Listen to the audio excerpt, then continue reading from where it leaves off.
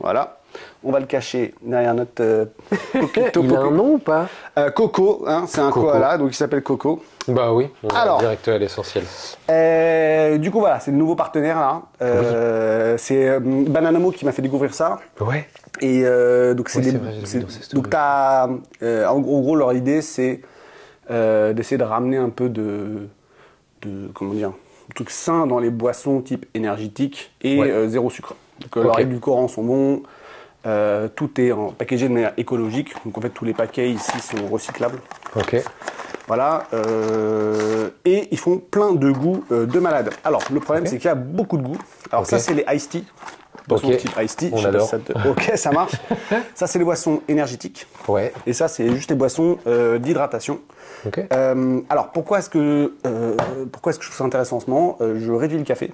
Ok. Et donc j'essaye, je sais pas si tu écoutes Andrew Huberman, podcast, voilà.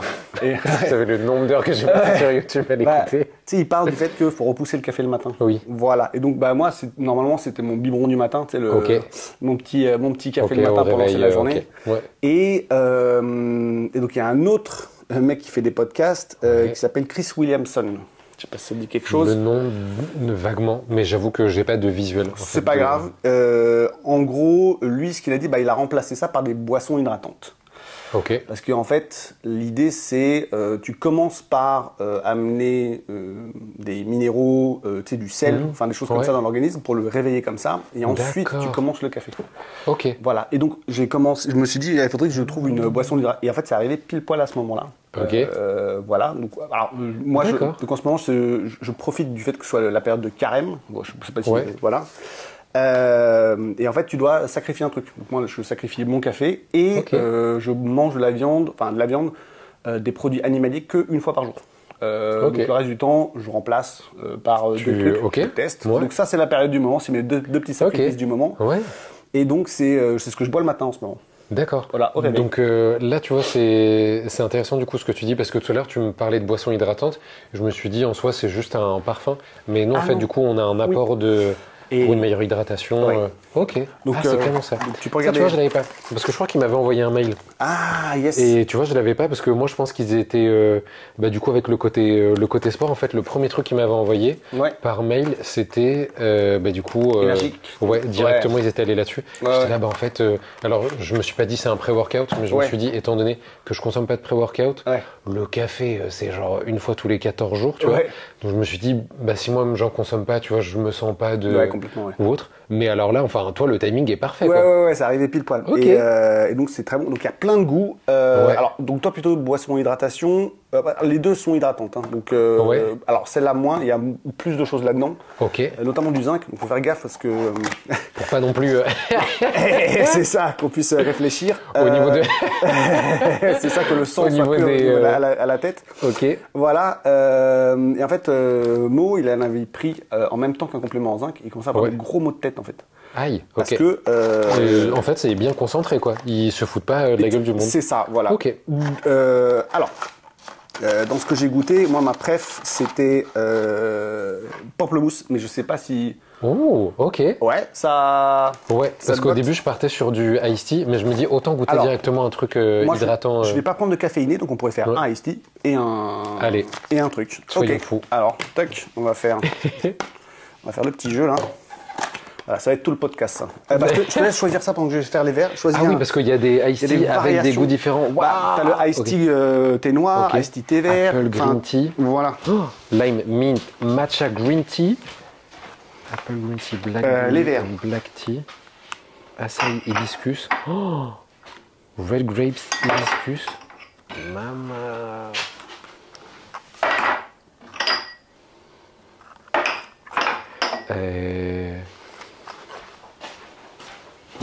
C'est difficile de réfléchir du coup. J'ai même pas fait un clap de début, mais ça commence bel et bien en fait. Voilà. On va faire un style de podcast inédit. Exactement. Alors, il faut commencer avec. Il y a plein de. Je me dis, pour voir justement comment est le goût, je me dis peach and black tea. Comme c'est le basique, je me dis ça permet de voir. Je l'ai goûté, il est très bon. Ok. Alors, et partons là-dessus. Même si on a plein qui ont l'air trop bons. Tout ce qui est avec de l'hibiscus déjà. Un petit peu d'eau. Alors c'est assez concentré, donc moi je les dilue un peu plus. Ouais, ok. Parce que je préfère quand c'est moins fort. Je vais bien mettre le petit sachet là-dedans. Tu peux mettre le petit sachet de green tea dans le... Tac. Moi, je vais mettre dans le grand. Je le mets en entier? Ouais. Le mec, il a peur de... Oh mon Dieu. Je sais pas s'il y en a trop. On va faire un rail de Oli. Voilà. Je vais sortir les cartes de crédit pour pousser le truc. On va couper les caméras, les amis. Revenez dans 5 minutes. Si jamais par rapport à ton public, j'ai des trucs trop gênants, tu me dis, puis je couperai au montage. Je m'en rends pas compte. Moi, je m'en fiche complètement, mais on a peut-être des... Je crois que j'ai tout mis. Ça sent déjà bon. Hop, alors, le petit capuchon avec le truc. Tiens. Ok. Tac. Donc on est sur du, en termes de quantité, 0,5 ouais, ml. On en mettra un petit peu plus, on diluera par-dessus. Ok. Ok, voilà, maintenant on est prêt à papoter parce que ça... Exactement. Tu as 15 secondes pour faire ton placement de produit. Est-ce que tu as un code promo à recommander au passage? Ah oui, c'est vrai. Le mec qui a rien compris au partenariat, il dit juste que c'est trop bon, donc achetez-les. Non, en fait, vous avez moins 5 € sur votre première commande avec le code SLOWMethod5. Et puis ensuite, une fois que vous êtes... comment dire, client Oli, vous aurez ensuite SLOWMethod 10 pour avoir moins 10% sur tous vos produits. Donc la première commande pour tester, généralement c'est des petits packs découverts pour essayer un petit peu de tout, voir ce que vous préférez, et puis ensuite moins 10% sur les gros packages que vous aimez. Canon. Canon. Voilà. Tu veux commencer par quoi, le iced tea ou le... Boisson hydratante. Comme j'en ai jamais goûté de boisson hydratante, c'est honnêtement la première fois. Parce que électrolyte, tout ça, on adore la couleur. Ouais, on y est là, sur du pink stuff. Et franchement, je trouve qu'elle est bien bonne. Oh, c'est celui au pamplemousse? Ouais. Très réussi déjà. À la tienne. À la tienne. Merci beaucoup pour la découverte. Je t'en prie. Petit goût médicament là. Boum. Bah franchement, tu sais quoi? Et on peut avoir cette idée-là. Au moment où je l'ai senti, je me suis dit, est-ce que ça fait acidulé, tu sais, un petit peu artificiel? Ouais. Et en fait, quand tu le goûtes, le goût est pas si fort que ça. En fait, le goût est moins chimique, par exemple, que la couleur. Tu vois ce que je vois, ouais. Dans ce sens-là. Donc en fait, il y a un truc qui se passe, mais franchement très bon. Mais je l'ai quand même un petit peu plus dilué. Donc normalement, c'est un peu plus fort que ça quand tu le bois. Okay. Mais moi, je trouvais ça trop fort parce que quand tu t'entraînes, c'est parfois, t'as pas envie d'avoir ce goût trop prononcé, genre trop sucré dans la bouche. Et donc, je préfère parfois diluer un petit peu plus les choses. Donc la dernière fois, tu étais venu à l'occasion... C'était exactement à l'occasion de la sortie de ton premier bouquin. Moi, je me souviens très bien, c'était à quelle occasion que... Ouais, je sais aussi. J'étais venu. On avait bouffé des gâteaux et tout. Exactement, puisque c'était le jour de mon anniversaire. Donc je m'en souviens forcément très bien. Et donc là, en fait, je ne savais pas que tu avais un deuxième bouquin qui allait naître. Enfin, qui allait sortir, c'est ça? Il n'est pas encore sorti. Et donc je sais absolument rien. Enfin, je crois que c'est nutrition, c'est ça? Ouais, exactement. Okay. Pour l'instant, c'est ce que j'en ai dit, j'avoue, j'en ai pas trop parlé. Ouais. Mais oui, là, du coup, au moment où on enregistre ça, il sort dans un mois. Donc, il sort le 15 mars, en l'occurrence. Et ça va être sur le même principe que le premier. Du coup, le premier, c'était un carnet, tu sais, avec l'idée d'une première partie théorique et après une partie pratique. Dans la partie théorique du carnet fitness, du coup, il y avait, j'essaie de me remettre dedans, il y avait du coup un petit peu d'anatomie. Donc du coup, quels muscles est-ce qu'on peut renforcer quand on fait du coup du sport, etc., de la musculation. Quels sont les principes de base pour la perte de poids, prise de masse. Un petit peu de physiologie, rapide. Un petit peu de nutrition, très rapide. C'était limite la petite bande-annonce du deuxième qui sort là. Yes. Et après, il y avait des exemples de séances à faire, notamment à la maison, du coup, sans matériel. Donc, comme ça, des séances en fait à faire directement, full body, haut du corps, bas du corps, tout ça. Et après, il y avait tout plein de tableaux qu'on pouvait remplir pour suivre son évolution, justement.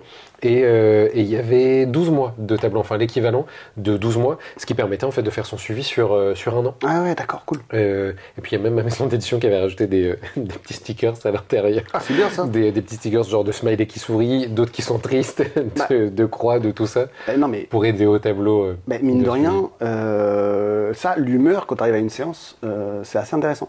Complètement d'accord. Parce que je crois qu'on en a peut-être parlé la dernière fois, mais j'aime bien me dire, parfois tu arrives à une séance, t'es pas bien, et en fait ça se passe super bien. Ouais. Et d'autres jours où t'es là, genre, en fait il se passe absolument rien dans ta séance, et c'est assez curieux. Et parfois, c'est que les deux sont corrélés. Donc j'aime bien avoir ce genre statistiques pour te dire, pour pas qu'à chaque fois que tu te sens pas de faire une séance, de ne pas la faire. Parce que parfois, en fait, juste ça te remet trop bien, quoi. Enfin, c'est assez curieux. Donc, moi, je trouve que les stickers, c'était une très très bonne idée de la part de ta maison d'édition. Et j'y aurais pas du tout pensé, clairement, de moi-même, mais très bonne idée. Et oui, et donc, là, aujourd'hui, tu es pour le deuxième bouquin, donc il est sur le même principe que le premier, c'est ça? C'est ça. Du coup, partie théorique, partie pratique. Sur la nutrition, du coup, il y a énormément de choses à dire, puisque, voilà, tu connais peut-être un petit peu mon contenu. C'est vrai qu'il y a quand même pas mal un minimum de bienveillance dans mon contenu. Donc, je voulais pas donner d'ordre ou de choses comme ça. Je voulais en fait donner le plus d'informations possible, de manière accessible. Pas que ce soit trop compliqué ou que j'impose à tout le monde de commencer à peser tous ses repas ou autre, mais donner un maximum en fait d'éléments pour qu'ensuite les personnes puissent justement trouver un minimum d'autonomie. Moi, mon but c'est vraiment ça. Hein. Même si en termes marketing, c'est pas le calcul le plus intéressant, mais c'est d'essayer de rendre les gens un minimum autonome en tout cas. Donc il y a cette première partie théorique avec tout ce qui est, je rentre dans tout ce qui est métabolisme basal, calories de maintien, déficit calorique, tout ce qui est macronutriments, micronutriments. Je fais un zoom sur les glucides, je trouve que c'est quand même assez important.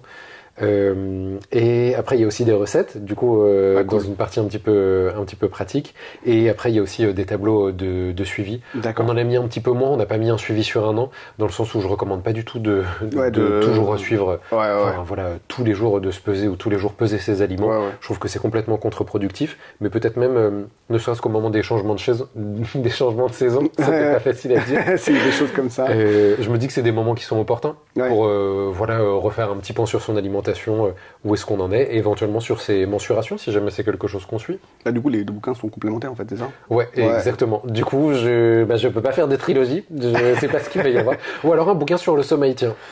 Un bouquin sur le sommeil, mais par contre, je suis pas spécialisé, donc je suis pas sûr que je puisse. Mais en tout cas, là, les deux, effectivement, sont très complémentaires. Il y a ça, et puis il y aurait un bouquin sur le stress, en fait. Le stress et le... Parce que de toute façon, voilà, tu vois, je savais que ça allait être un bon point de bascule, parce que les thématiques qu'on voulait aborder aujourd'hui, c'était vraiment plus lifestyle, nutrition, parce que d'un fois, on s'est attelé à la fois sur ton parcours, parce que moi, ça m'intéresse toujours, à ton bouquin, enfin, les différentes choses, et aujourd'hui, d'attaquer à des choses un peu plus, comment dire, dans la vie de tous les jours, quoi, plutôt que... Et le gros sujet du moment, c'est le sucre. Là, tout le monde bâche le sucre de manière générale. Et c'est vrai que pendant, on va dire, des décennies, c'est le gras sur lequel on a craché de manière assez virulente. Donc tous les trucs, les 0%, les boissons sans sucre, justement, etc., qui sont apparus. Non, qu'est-ce que je raconte, moi, les boissons sans sucre? Les 0% de matière grasse, c'est ce que je voulais dire. Et après, un shift, Ouais, c'est ça. Et là, tout d'un coup, c'est un peu le contraire qui est en train de se passer. Parce qu'on se rend compte que dans les années 50, je crois, il y avait des lobbies de malades du sucre pour sortir des études disant, le gras, mangez pas de gras et tout, etc. Et là, maintenant, c'est le sucre qui s'en prend plein la tronche. Alors...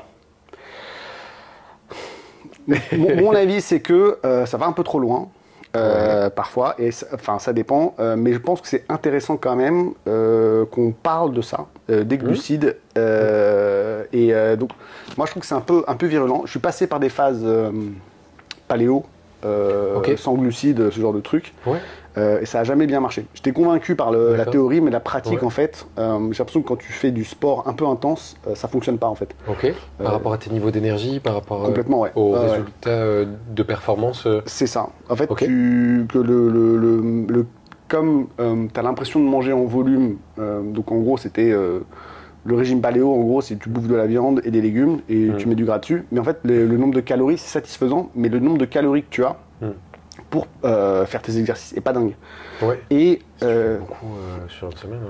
Mais ensuite, tes réserves de glycogène ne sont pas toujours, enfin, elles sont pas à donf. Et donc, du coup, quand tu fais des exos un peu intenses, des circuits training, des choses comme ça, tu crames en fait des glucides à haute vélocité. Et donc, c'est là où moi, mon avis sur le glucide s'arrête, c'est si jamais tu veux performer à la salle de sport. Par contre, c'est là où pour moi tout est contexte dépendant, mais par contre pour une population générale, un sédentaire, c'est pas la même chose. Donc je sais pas quel avis tu as sur le sujet, mais... Je suis assez d'accord là-dessus. Paléo, du coup, j'ai pas du tout essayé. C'est vrai que cétogène, j'ai essayé pendant un moment pour voir ce que ça donne. C'était pas une période où du coup j'avais des entraînements vraiment de folie, donc je ressentais pas forcément, tu vois, ce truc-là de contre-performance ou alors être fatigué ou autre. Par contre, c'était le calcul de se dire bon bah effectivement quand je vois des amis ou autre, il faut que je recalcule certains trucs, etc. Je pense qu'aujourd'hui, mon alimentation de manière générale fait qu'effectivement, il y a moins de glucides. Ça, c'est évident qu'avant. Mais comme premier contexte, effectivement, pourquoi le sucre, je pense, en prend plein la gueule? Parce que du coup, parfois, il n'y a peut-être pas l'info, entre guillemets, mais donc on consomme des glucides, sucre, pic de glycémie, du coup, taux de sucre dans le sang, insuline qui est sécrétée pour aller, du coup, stocker ça.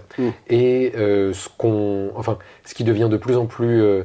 du coup, j'allais pas dire populaire, mais ce dont on se rend compte de plus en plus, et que les gens, ils en prennent de plus en plus conscience, j'ai l'impression, c'est que du coup, l'insuline va aller stocker le sucre, certes dans le foie, certes dans les muscles, mais du coup aussi avec des cellules de gras.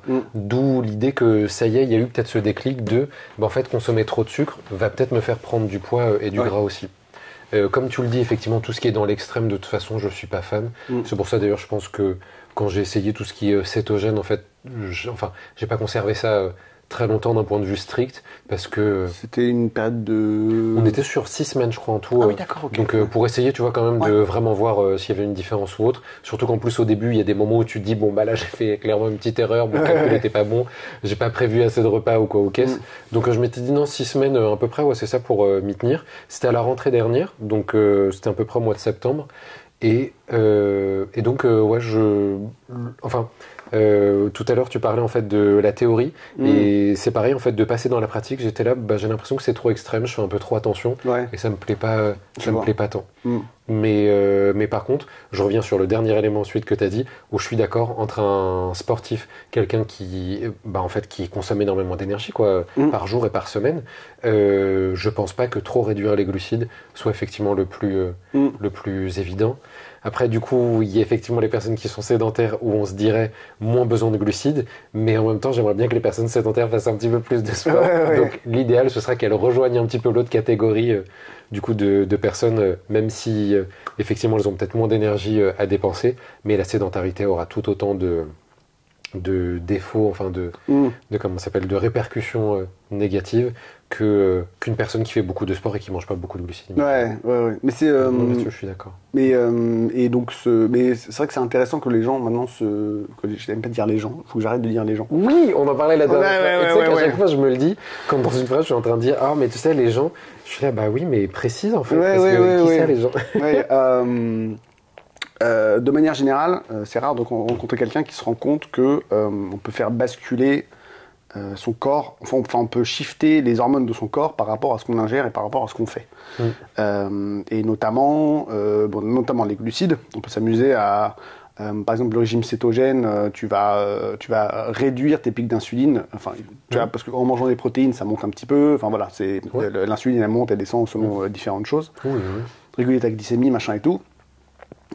Et quand tu manges des glucides, c'est pareil, tu fais monter tes machins. Le cortisol, tu bouffes des acides gras trans, tu fais monter ton cortisol de manière grave. Enfin, il y a plein de choses avec lesquelles tu peux shifter.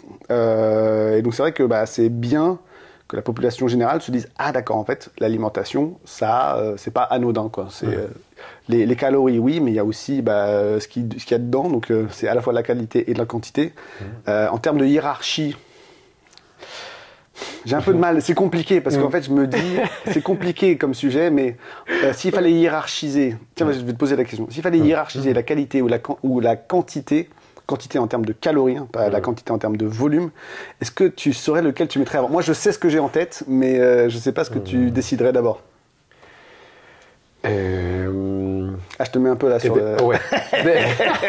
Parce que je me dis, est-ce que ce serait, par exemple, dans le contexte de j'essaye de l'expliquer à quelqu'un ou pour moi Non, pour toi. Là, c'est vraiment une opinion perso. Pour moi, ce serait clairement la qualité. La qualité, ouais, d'accord. Pour moi, ce serait vraiment la qualité dans le sens où je me dis, si jamais je suis allé au-delà de mes calories de maintien sur une journée type, je me dis, si ça vient d'une alimentation qui est variée, qui potentiellement est pas transformée, etc., je me dis, c'est ok. Puis il y a peut-être entre guillemets peu de chances que j'en ressente tout de suite les conséquences entre guillemets. et pour ça, j'essaye de prendre l'exemple de si je suis sur un vrai surplus calorique sur une journée, parce que voilà, j'ai fait des excès ou autre. Si c'est une alimentation qui effectivement est pas saine, on va dire, ou du coup on a vraiment que quasi des produits transformés, bon bah je sais que ma nuit derrière, elle va être nulle. Je vais très mal dormir, j'aurai mal à la tête le lendemain, je vais peut-être être barbouillé, etc. Ouais. Donc je pense que je dirais la qualité. Et par contre, si je dois l'expliquer à une personne, ou enfin en tout cas si j'accompagne une personne, je pense que la notion de quantité, elle est peut-être plus simple à expliquer au début, parce que j'ai l'impression que la qualité, en fait, bah, tu continues toujours d'apprendre. Alors que la quantité, pardon, j'ai l'impression que c'est des bases factuelles. Alors ça peut varier au cours de ta vie par rapport à ton âge, ton poids et différentes choses, mais j'ai l'impression que c'est assez factuel, c'est quasi mathématique et c'est un peu plus simple à expliquer, versus la qualité, où du coup, il faut prendre le temps d'écrire un livre, par exemple, pour essayer de donner plus de détails, tu vois. Donc c'est vrai que c'est pas forcément évident, mais je pense que je dirais ça. C'est une réponse un peu... Ouais, mais je suis d'accord. En fait, je crois que, je sais plus qui disait ça, il disait c'est très dur de trop manger de choses de bonne qualité. Très très bon exemple. La dernière fois, je disais à mes élèves, parce qu'il m'arrive parfois d'être formateur, et on parlait justement de la nutrition. Et je leur parlais en fait de la notion de sucre justement et de la charge en fait de sucre qu'on peut récupérer. Et je prenais l'exemple des pommes et du jus de pomme. Du coup, les pommes qui sont pressées, bon bah du coup on a détruit leur matrice. On retire les fibres, etc. Mais on garde le sucre, évidemment, du coup, gros shot de sucre. Et je leur dis, si vous buvez un verre qui contient, on va dire, l'équivalent de 5-6 pommes, c'est ok, vous allez le descendre d'une traite, et c'est ok, c'est bon. Mais si je vous demande de manger 6 pommes d'un coup, en fait, c'est pas possible, parce qu'en termes de charge, du coup, de sucre, elle est étalée, en fait, du coup, sur une plus grande quantité, avec, du coup, des fibres, etc. Et donc, on est complètement d'accord que là-dessus, on peut... Enfin, le ratio, du coup, devient complètement différent, quoi. Et c'est là où que mon épouse, parce que la dernière fois, je sais pas si on était mariés ou pas sûr. Non. Non, d'accord. C'est sûr, parce qu'après, j'avais, justement, sur les réseaux, j'avais suivi les petites photos, tout ça. Voilà. Elle m'a appris à manger plus simplement. Donc, je fais des détails, tout simplement. Ce qui suit en fait la série de vidéos que je suis en train de faire sur les légumes, sur comment cuisiner les légumes, parce que parce qu'en fait elle, ce qu'elle aime bien, c'est juste manger le légume et qu'il ait bon goût. Ça paraît complètement évident, mais en fait tu prends des pâtes avec genre des brocolis, genre t'as juste peut-être un peu d'huile d'olive et du sel dessus, et c'est très dur de manger ça en excès. C'est-à-dire que c'est très dur enfin les pâtes, oui, mais voilà. Et je crois que c'est vrai qu'on veut toujours le truc qui est très bon, mais en même temps qui n'a pas beaucoup de sucre, comme les boissons au lit. Non, mais voilà. Et en fait, je trouve que c'est bien de se rapprocher de choses simples parfois, pour se rendre compte que c'est satisfaisant aussi. Quand même. Mais parfois, il y a un petit truc qui manque au bout d'un moment. C'est-à-dire qu'il y a aussi ce facteur-là sur le long terme, sur 2-3 jours. T'as quand même envie de un petit bout de chocolat, tu vois, récupérer, je comprends. Pour remplir ce petit truc-là. Et c'est là où il y a toute la psychologie autour de l'alimentation qui est d'une complexité, je pense, infinie. Parce qu'il y a déjà l'alimentation, c'est complexe. Il est très étroit, je suis d'accord. Voilà, et la psychologie et l'alimentation, ça doit être, je suis sûr qu'il y a des experts complets là-dessus. Banamo, il a écrit un petit livre sur l'alimentation émotionnelle. Et donc ça c'est intéressant aussi de se rendre compte en fait que parfois tu manges parce que tu réponds à un besoin, quoi. C'est une manière de répondre à un truc pour faire baisser ton stress. Insuline et cortisol sont inversement corrélés. Donc c'est pour ça que parfois quand vous êtes très stressé, vous avez envie de manger des trucs ultra sucrés, faire monter votre insuline et faire baisser votre cortisol. C'est un truc intéressant, voilà. Mais oui, et d'ailleurs c'est marrant que tu dis ça parce que dans le milieu du sport, quand on recherche alimentation, etc., qui peut être lié au sport, c'est vrai qu'on trouve pas beaucoup d'éléments là-dessus, puisque moi la première fois que j'ai entendu parler de cette idée de nutrition émotionnelle, en fait, de l'alimentation comme un tampon émotionnel, justement pour éviter de ressentir, tu vois, ou au contraire pour essayer de complètement faire reculer tout ce qui est une idée de surcharge ou autre. En fait, c'était dans un podcast de développement personnel. C'était pas du tout du côté, tu vois, nutrition ou côté, comment ça s'appelle, sport. Mais justement, j'en parle par exemple dans mon livre parce que c'est évident, enfin on le voit bien qu'à la fin d'une journée qui a été compliquée ou même d'une semaine, j'en sais rien, où on peut avoir ce sentiment de se dire oh là là, j'ai vraiment bien mérité ceci ou cela. Donc oui, il y a complètement un lien qui est évident. Ouais. Et après, c'est là où on peut rentrer, je pense, dans un cercle un peu vicieux, quoi, du coup. Si jamais on a ce truc de bon bah ok, je vais me faire un repas hyper riche avec plein de trucs transformés ou autres que je peux commander ou acheter, j'en sais rien, en fast-food ou quoi, ou caisse, ou surgelé. Et bah après tout ce qui est, justement, on en parlait, glycémie, insuline. Quand l'insuline redescend, du coup, bah ça y est, le corps il se dit j'ai plus de sucre dans le sang. Ouais. C'est un gros signal d'alerte de plus avoir de sucre dans le sang. Ouais. Donc il faut que je déclenche quelque chose et du coup on commence à avoir faim ou à avoir mal à la tête. Du coup on se dit bah le seul moyen, enfin à ce moment-là on se dit ah bah tiens, si je prenais un truc sucré ça irait mieux. Et oui, bien sûr que ça va aller mieux, mais là ça va continuer. C'est ça. Et c'est ça je trouve entre guillemets la complexité. Effectivement, de se rendre compte à quel point parfois des choses où on a l'impression que pour nous c'est vraiment rationnel, de se dire ok non là franchement enfin j'arrive à me convaincre de ceci, de cela, que j'ai mal à la tête et que non en fait là j'ai raison, je dois m'écouter, j'ai envie de sucre, alors qu'en fait entre guillemets c'est pas nous, c'est vraiment ce qui s'est passé avant et toutes les hormones en fait qui se sont un petit peu embrouillées qui nous font ressurgir ça. Et ça, j'essaye vraiment maintenant de l'écouter de plus en plus. Enfin, d'essayer de me raisonner et de me dire, là, je pense pas que ce soit moi en fait qui a envie de ça. C'est plus mon jeu d'hormones qui est en train de se faire. Mais c'est très difficile. Bah, généralement, le jeu d'hormones gagne. Hein. C'est compliqué de. Enfin, genre, les gens qui pensent que leur volonté les aidera à tout surmonter.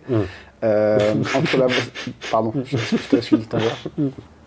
Ouais. Entre sa volonté et la faim, la faim gagnera toujours. La faim gagnera toujours. Je me sens très visé par ça. Non, mais c'est parce que ce que tu as décrit, en fait, c'est vrai que c'est une lutte interne, mais parce qu'on ne se rend pas compte non plus que une pensée, c'est pas une pensée, en fait. Une pensée, une émotion, un ressenti, c'est un signal chimique. Ouais. Enfin, c'est-à-dire qu'une pensée, c'est des neurotransmetteurs qui se baladent. Ouais. Dans un cerveau où il y a des niveaux de neurotransmetteurs et pour un même jour, même truc, machin et tout, si on a des niveaux qui sont pas les mêmes, on sera plutôt triste, plutôt content, plutôt excité, plutôt en mode on a envie de se relaxer. Et ça, pareil, avec l'alimentation, on peut orienter les choses selon les acides aminés qu'on a en plus, en moins, selon comment dire, ces niveaux de glycémie aussi ont un impact là-dessus, les vitamines qu'on a, les minéraux qu'on a, parce que selon ce qu'on sait produire ou ne pas produire, on a plus ou moins de trucs. Et c'est pour ça qu'en fait, l'alimentation équilibrée est intéressante pour que notre corps il soit qu'il ait toutes les armes pour pouvoir avoir les bons niveaux, enfin les niveaux qui seraient physiologiques, et donc de pouvoir de baseline une bonne baseline saine où on peut répondre aux différentes choses qui arrivent dans la vie. Mais il y a une autre arme, j'aime pas dire arme, mais on a un autre si on va dire arme, on a dans notre attirail. On a un bazooka dans l'attirail, qu'est le sommeil. Oui. Et on parle, parce que je voulais parler de lifestyle, et en fait les glucides et le sommeil, ça va main dans la main, quoi.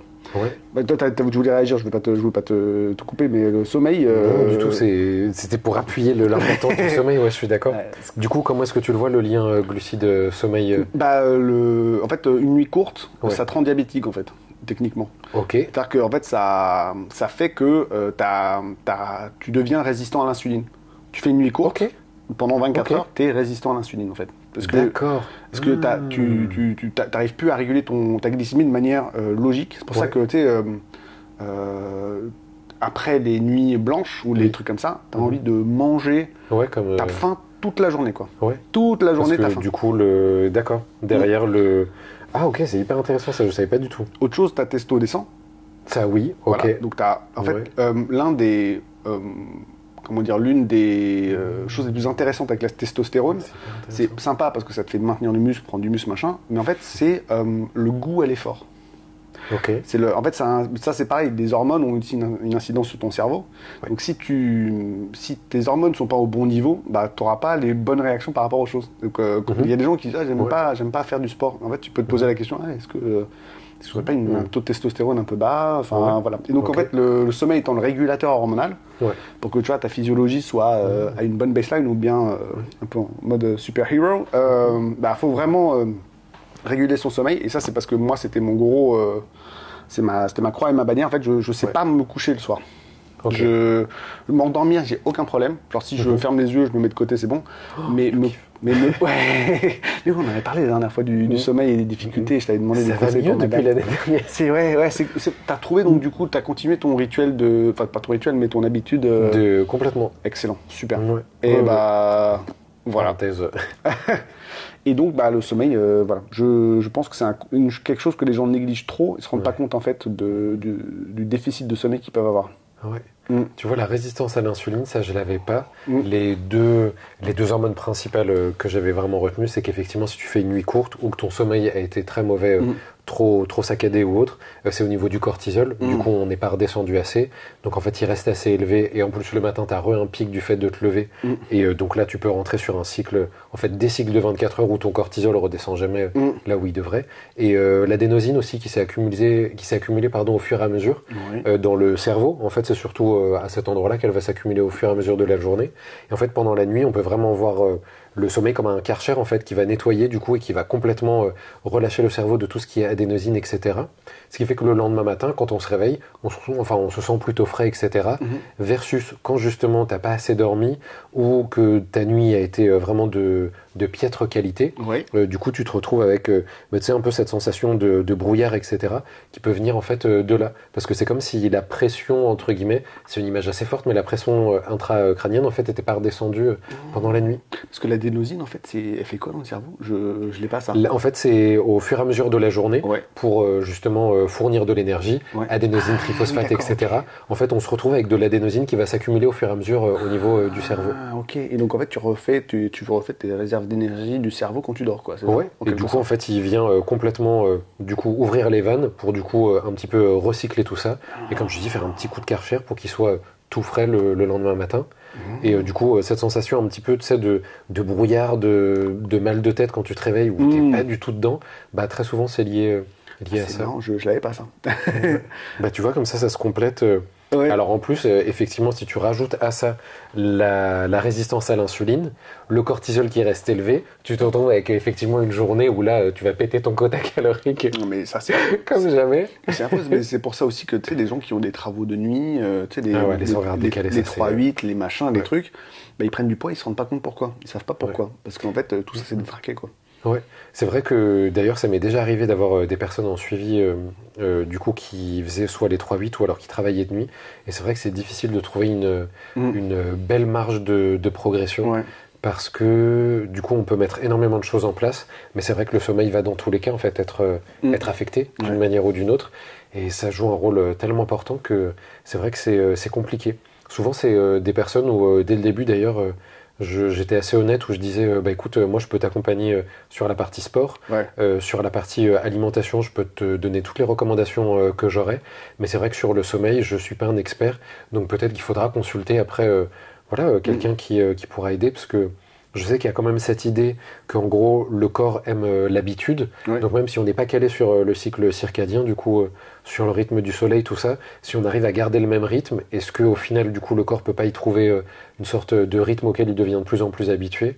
Mais c'est seulement une hypothèse, donc c'est vrai que j'étais limité, tu vois, pour les personnes qui travaillaient de nuit par exemple. Ce serait intéressant de voir qui est en meilleur état, les DJ qui passent toute leur nuit régulièrement, ils font jusqu'à, je sais pas comment, 7, sûr, 8, jusqu'à des heures, pas possible, j'imagine. Ceux qui font du 10h et qui se réveillent, qui se couchent à 10h, qui se réveillent à 18h, et tu vois, qui ont ces journées-là, est-ce que être quelqu'un qui, en gros, travaille tout le temps la nuit, mais régulièrement, c'est ça, est en meilleure santé que quelqu'un qui décale son sommeil Oui, parce que c'est vrai qu'une personne qui travaille de nuit, on va dire, je sais pas, agent de sécurité, voilà exactement ce genre de choses. Effectivement, je pense que c'est des personnes qui veulent quand même avoir une sorte de vie sociale à côté, peut-être voir leur famille ou autre.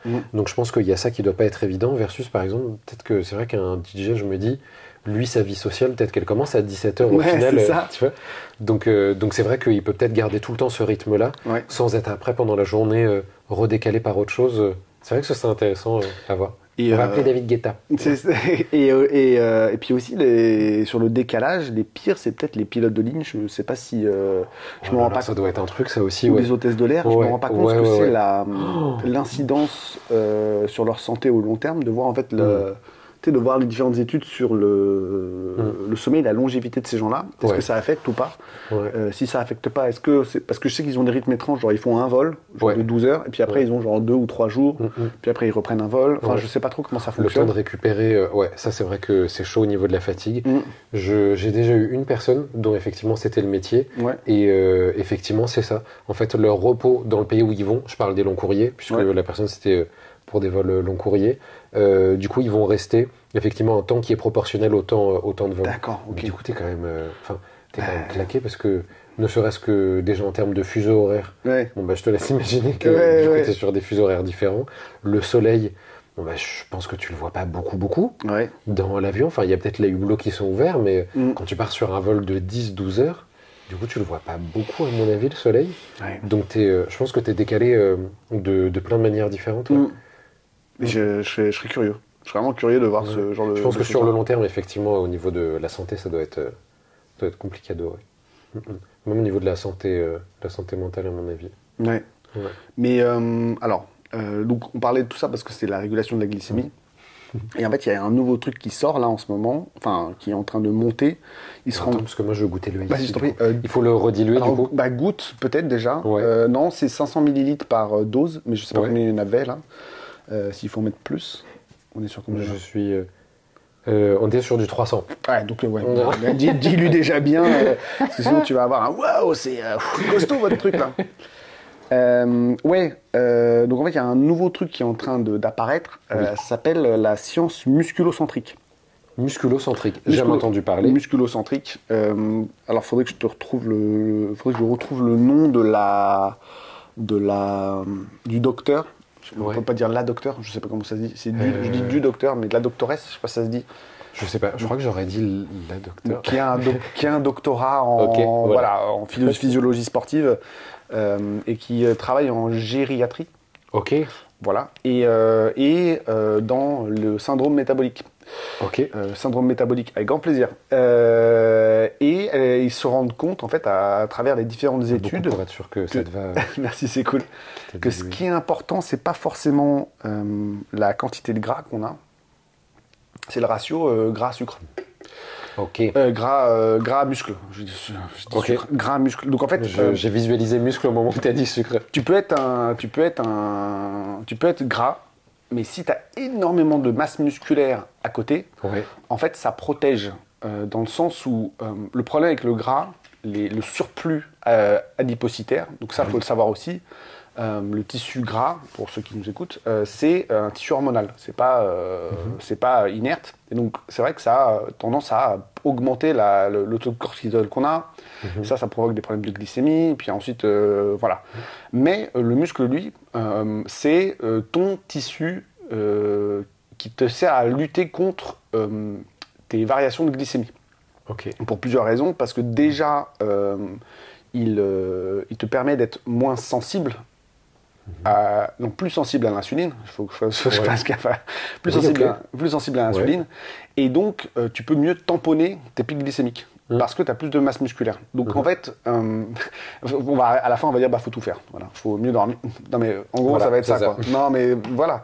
Mais je crois que on va arriver dans un monde où justement on va se dire on essaie de manger pas trop sucré, un peu de gras, donc de manière générale, mais surtout d'essayer que les gens vont peut-être plus s'orienter vers de l'augmentation de masse musculaire.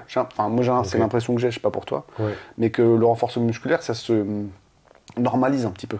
De faire un peu de renfort, de machin, plutôt que tout le monde fasse du jogging ou du tennis ou du squash. Ce qui d'ailleurs est tant mieux, d'un point de vue santé. Mais j'en parlais encore ce matin avec mes élèves. Du coup, on parlait de...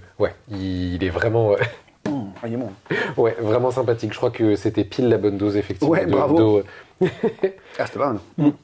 Par exemple, pour les femmes, du coup, qui se disaient « Ah, je vais peut-être pas tenter la muscu ou le renfo », mais par rapport à tout ce qui est ostéoporose, pour prévenir la suite, etc., bah, au contraire, c'est hyper indiqué. Tu parlais justement de gériatrie, tout ce qui est public senior, public âgé, où du coup, on le sait que la fonte musculaire peut arriver beaucoup plus rapidement que sur une population adulte, jeune adulte, etc. Et je pense que ce sera l'un des meilleurs remèdes, quoi, de faire du renforcement musculaire. Alors peut-être pas de la muscu avec des arrachés à 90 kg, mais si on fait déjà du renforcement musculaire... Pourquoi pas Pourquoi pas exactement, pourquoi est-ce que je juge comme ça? Pourquoi pas les arracher à 90 kg pour les à poids de corps. Non mais voilà, c'est intéressant de voir tout ça. Le lien... mais oui, c'est vrai que les muscles ont cette capacité-là. Il y a même l'espèce de petit hack aussi qu'on entend après avoir mangé un truc sucré, essayer de faire un petit 10-15 minutes, soit de marche digestive ou de marche active, histoire que tes muscles récupèrent une partie du glucose et tout ça. Donc c'est que ça doit bien venir de quelque part. Mais je sais pas, parce que on a toujours entendu parler de ça, de la marche digestive. En fait, c'est drôle, j'ai l'impression qu'on est dans un cycle... c'est comme la mode, tu sais, c'est pareil. Là, c'est la même chose, c'est la mode, on va revenir à ça. Et dans 10 ans, on va nous dire, ah non, en fait, le gras, c'est mauvais, on va revenir au sucre et refaire des cycles de mode comme ça. Le nouveau truc, c'est ça. Et en fait, c'est toujours le... Faudrait regarder ce qui se passait il y a 200 ans et puis prendre peut-être pas, parce que peut-être pas 200 ans, mais voilà, mais d'écouter un peu ce qui a tenu dans le temps, ce qui tient dans le temps, les bases, quoi. Les fondements qui ont l'air d'être inébranlables, quoi. Oui, je suis d'accord là-dessus. Et c'est vrai qu'il y a toujours ce phénomène de mode, surtout que derrière, comme tu le disais tout à l'heure, il y a tout ce qui est marketing, lobby. Je crois que tout ce qui était marketing du gras dont tu parlais, je me demande si c'est pas Kellogg's qui avait du coup cherché à faire ça. Alors, je vous laisserai regarder l'histoire de Kellogg's, de voir un peu qui était le personnage avant d'écouter ce qu'il pouvait dire. Voilà, c'est... mais oui, je réentendais ça aussi la dernière fois, c'était pareil. Alors, j'écoute beaucoup de podcasts, du coup, de plein de gens dont je connais pas du tout les noms d'ailleurs. Mais là, c'était un podcast où il parlait justement de tout ce qui était glucose en l'occurrence. Et donc, il est d'origine indienne. Et il disait que tous les étés, il retourne 6 semaines en Inde. Et ça tous les ans. Il expliquait qu'il y a encore 10-15 ans, au petit déjeuner, ses petits cousins, machin, etc., c'était des plats full, c'était du riz biryani, je crois que c'est comme ça qu'on prononce, avec du curry, avec du poulet, machin, etc., au petit déj, quoi. Et que tout le monde, effectivement, semblait avoir une énergie de folie, etc. Et que maintenant, du coup, ils étaient passés aux céréales Kellogg's, parce que Kellogg's, en fait, complètement... Et Kellogg's, en fait, avait débarqué dans le pays en mode « on va vous faire gagner du temps, ça y est, c'est la modernité, c'est la révolution », vraiment le vendant comme ça. J'étais là, putain, vraiment les gars, dans les années 2010, franchement, vous avez pas peur quoi, de débarquer avec un marketing comme ça. Et donc, ça fait que maintenant, il y a une grande partie de la population chez les enfants, du coup, qui mangent des céréales, des cornflakes, alors Kellogg's ou non, mais en tout cas des céréales le matin. Et effectivement, gros pic de fatigue en plein milieu de la matinée. C'est dingue quand même de... Enfin, il y a des choses... ils vont revenir, ils vont aller dans les pays comme ça, dire alors pour votre cœur, c'est bien de fumer 3 paquets de cigarettes après avoir fait un footing. Tu sais, les pubs avec les médecins de l'époque qui étaient là, genre la cigarette pour prévenir des maladies cardiovasculaires, non, je sais ça, pas par quoi. Contre, c'est un truc de fou, ça. Et des mensonges. Comme quoi, vraiment, la thune peut faire dire n'importe quoi. Oui. Parce derrière, je sais pas, ils étaient payés combien ces fameux médecins, mais effectivement, un médecin qui te dit ok pour mettre mon nom sur une publicité de cigarettes. Alors je sais qu'on n'avait pas les mêmes études à l'époque ou quoi, mais ne serait-ce que avoir alors pas le bénéfice du doute, le bénéfice du doute, mais dans le sens inverse, dans le sens péjoratif du terme, de se dire attends 2 secondes, il y a un truc, on met un truc qu'on connaît pas à l'intérieur de notre corps. Il y a des gens, ça les fait tousser. Il y a un truc. On peut se poser des questions quand même, non? C'est chaud parce que c'est vrai que comment dire, tu peux voir ça comme une inhalation médicamenteuse grâce à une herbe magique qui est le tabac, mais c'est du marketing, tu vois. On t'hypnotise avec de la manière dont on te présente. Tu vois, c'est comme tu regardes le narguilé. Tu sais, tu vois la vapeur d'eau, tu sais, ça fait un peu inhalation Vicks Vaporub, mais dans un gros truc. Et en fait, c'est horrible quand ça passe par de l'eau, ça nettoie ou je sais pas quoi. fait, la manière dont tu le présentes, tu vois, tout de suite, ça change tout. Donc, oui, c'est vrai. Je pourrais imaginer me faire avoir par quelque chose. Tu vois ce que je veux dire? Oui, non, mais c'est vrai, t'as raison. Et c'est là où tu vois tous les... Oui, la force de... Les influenceuses, là, tu sais, qui prennent un verre d'eau, elles mettent de l'huile dessus, puis elles mettent de la poudre dessus. Du coup, ça crée un complexe qui tombe, je sais pas quoi, là, où ça absorbe le gras. Et donc, du coup, les gens font, c'est magique cette pilule, je la prends, ça va absorber mon gras. Mais tout ça, c'est une question d'éducation. Et c'est là où je pense que il faudrait avoir des cours de physiologie de base, au fur et à mesure, en biologie, en SVT. Au lieu de nous apprendre comment une cellule s'est faite, tout le monde s'en fout. Enfin, c'est intéressant pour les mitochondries, machin et tout. Mais après, de dire, bon, bah, un muscle, pour grossir, ça fait ceci. Vrai. La nutrition... Et puis alors, en plus, il serait beaucoup plus attentif. Bah ouais. C'est sûr et certain. Donc, si vous voulez prendre du poids, vous pouvez faire ça. Si vous voulez maigrir, machin, vous dites pas à nos enfants ce qu'il faut faire. Mais en fait, à l'avenir, ce sera plus intéressant. Ce serait comme des cours de finance, tu vois. Oui. À la maison, des choses. Combien de fois je l'ai dit? Bah ouais. Combien de fois je l'ai dit? Des cours, effectivement, de finance de base. Ouais. Ce serait... mais effectivement, après, si jamais tu débarques et que tu apprends à l'école que la base des finances, ce serait ne dépensez pas plus que ce que vous gagnez, bon, bah, du coup, personne se trouve à découvert et du coup, je pense que les banques, ça les arrange pas du tout. C'est vrai que les banques survivent grâce à la dette, je crois. J'ai jamais très bien compris pourquoi, mais bon. Oui, moi, de ce que j'ai compris, enfin, en tout cas, c'est que le meilleur client pour une banque, c'est un client qui est pas sérieux, justement, qui est tout le temps à découvert, parce qu'ils peuvent te taxer, je sais pas combien. Mais c'est vrai que des cours de finance, mais surtout, effectivement, un petit peu sur... parce que c'est vrai que de plus en plus maintenant, j'ai l'impression que dans les cycles, tu sais, d'EPS, il faut rentrer tout ce qui est musculation et compagnie. Ah, c'est vrai. Ça, j'ai l'impression. Mais après, c'est vrai que si jamais on pouvait avoir aussi du côté science quelque chose qui venait appuyer un petit peu la théorie, de la théorie qui viendrait un peu plus appuyer la pratique, pardon, je pense que ça pourrait être intéressant. Savoir quoi manger, parce que là, on blâme... Enfin, c'est vrai que...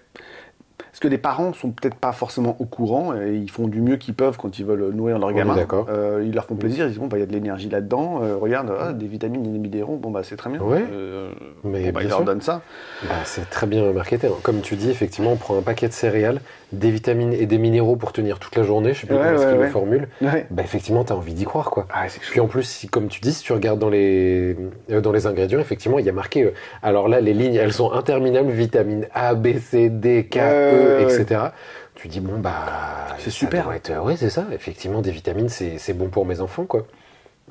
Donc oui, je suis d'accord. L'éducation restera au final le premier levier peut-être pour comment ça s'appelle, faire peut-être un petit peu bouger les choses. Puis après, il y a le côté aussi en termes de génération où je me rends compte que même si je détiens pas la science infuse, j'ai beaucoup plus d'informations qui sont un peu back-up par la science, on va dire, que je peux transmettre à mes parents.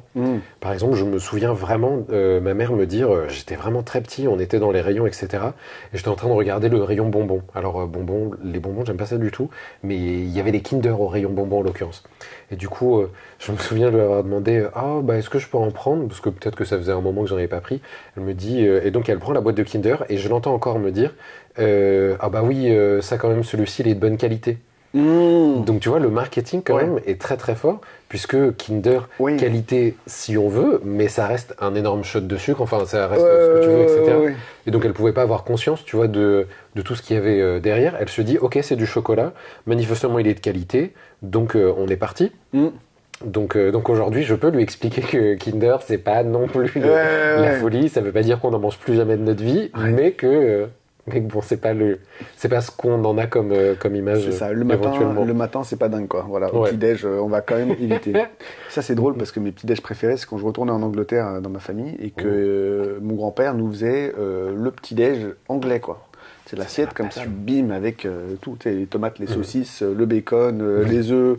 Il y avait les champignons et si on avait de la chance, il y avait les hash browns. Je sais pas si tu vois, c'est la pomme de terre râpée. C'est trop bon ça. Mais ça, c'était rare parce que du coup, il fallait qu'ils en achètent spécifiquement parce qu'ils n'allaient pas râper des pommes de terre et faire des machins. Ça aurait été cool, hein. J'ai essayé d'en faire à la maison, mais ça, c'est pas la même chose. Oui, ça en fait. Il n'y a pas la même.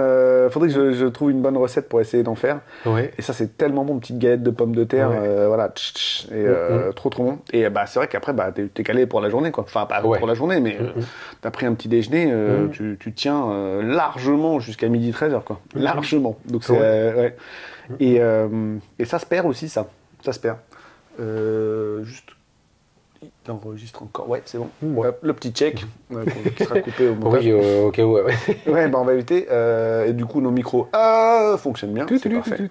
Ouais, c'est bon. Voilà. Mais oui, les Anglais, j'ai l'impression que ils ont toujours eu ce truc effectivement de manger un petit déjeuner très consistant, le midi peut-être de manger un petit peu moins, et le soir peut-être un petit peu plus riche que le midi, mais plus tôt. En tout cas, moi, c'est l'image que j'en avais, puisque quand j'étais plus petit, j'ai eu la chance, grâce à une colonie de vacances, de faire un voyage en fait en Angleterre dans une famille, et du coup, j'avais l'impression que c'était assez comme ça. Alors, c'est peut-être différent, ça doit dépendre des zones. Nous, c'est vraiment plutôt petit-déj. Midi, snack léger en fait, plutôt un petit sandwich, un petit truc comme ça à manger. Et ensuite le tea time, un thé avec des gâteaux. C'est vrai, le tea time. Le tea time. Comment j'ai pu oublier. Et après des pintes. Voilà. Non, petit pub. Voilà, le petit pub à 18h juste après le tea time. Je pense qu'il y a des gens qui ont remplacé le thé par de la bière là-bas. C'est-à-dire que voilà, c'est un cycle différent. C'est ouvert tôt les pubs, je crois. Et plutôt des repas relativement copieux le soir en fait. Des roasts, tu sais, des patates, machin et tout. Mais plutôt en U, sur les calories dans la journée, tu vois, plutôt haut le matin, bas le midi et remonter le soir. Ce qui du coup est pas mal, hein, effectivement. Comme ça, enfin, c'est pas mal. En tout cas, ça t'évite le gros crash de l'après-midi. Bon, après, la petite pinte est peut-être discutable si c'est tous les jours, mais ça, c'est chacun son. Et ça, c'est. Chacun ses préférences. Mais...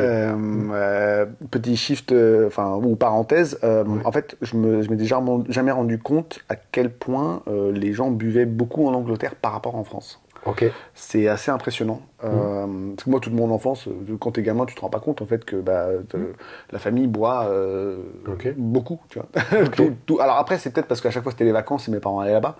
Mais à chaque fois que c'était la fête, je sais pas, il devait être 8 à table et t'avais une quinzaine de bouteilles qui étaient dégommées, quoi. Mais c'est hyper.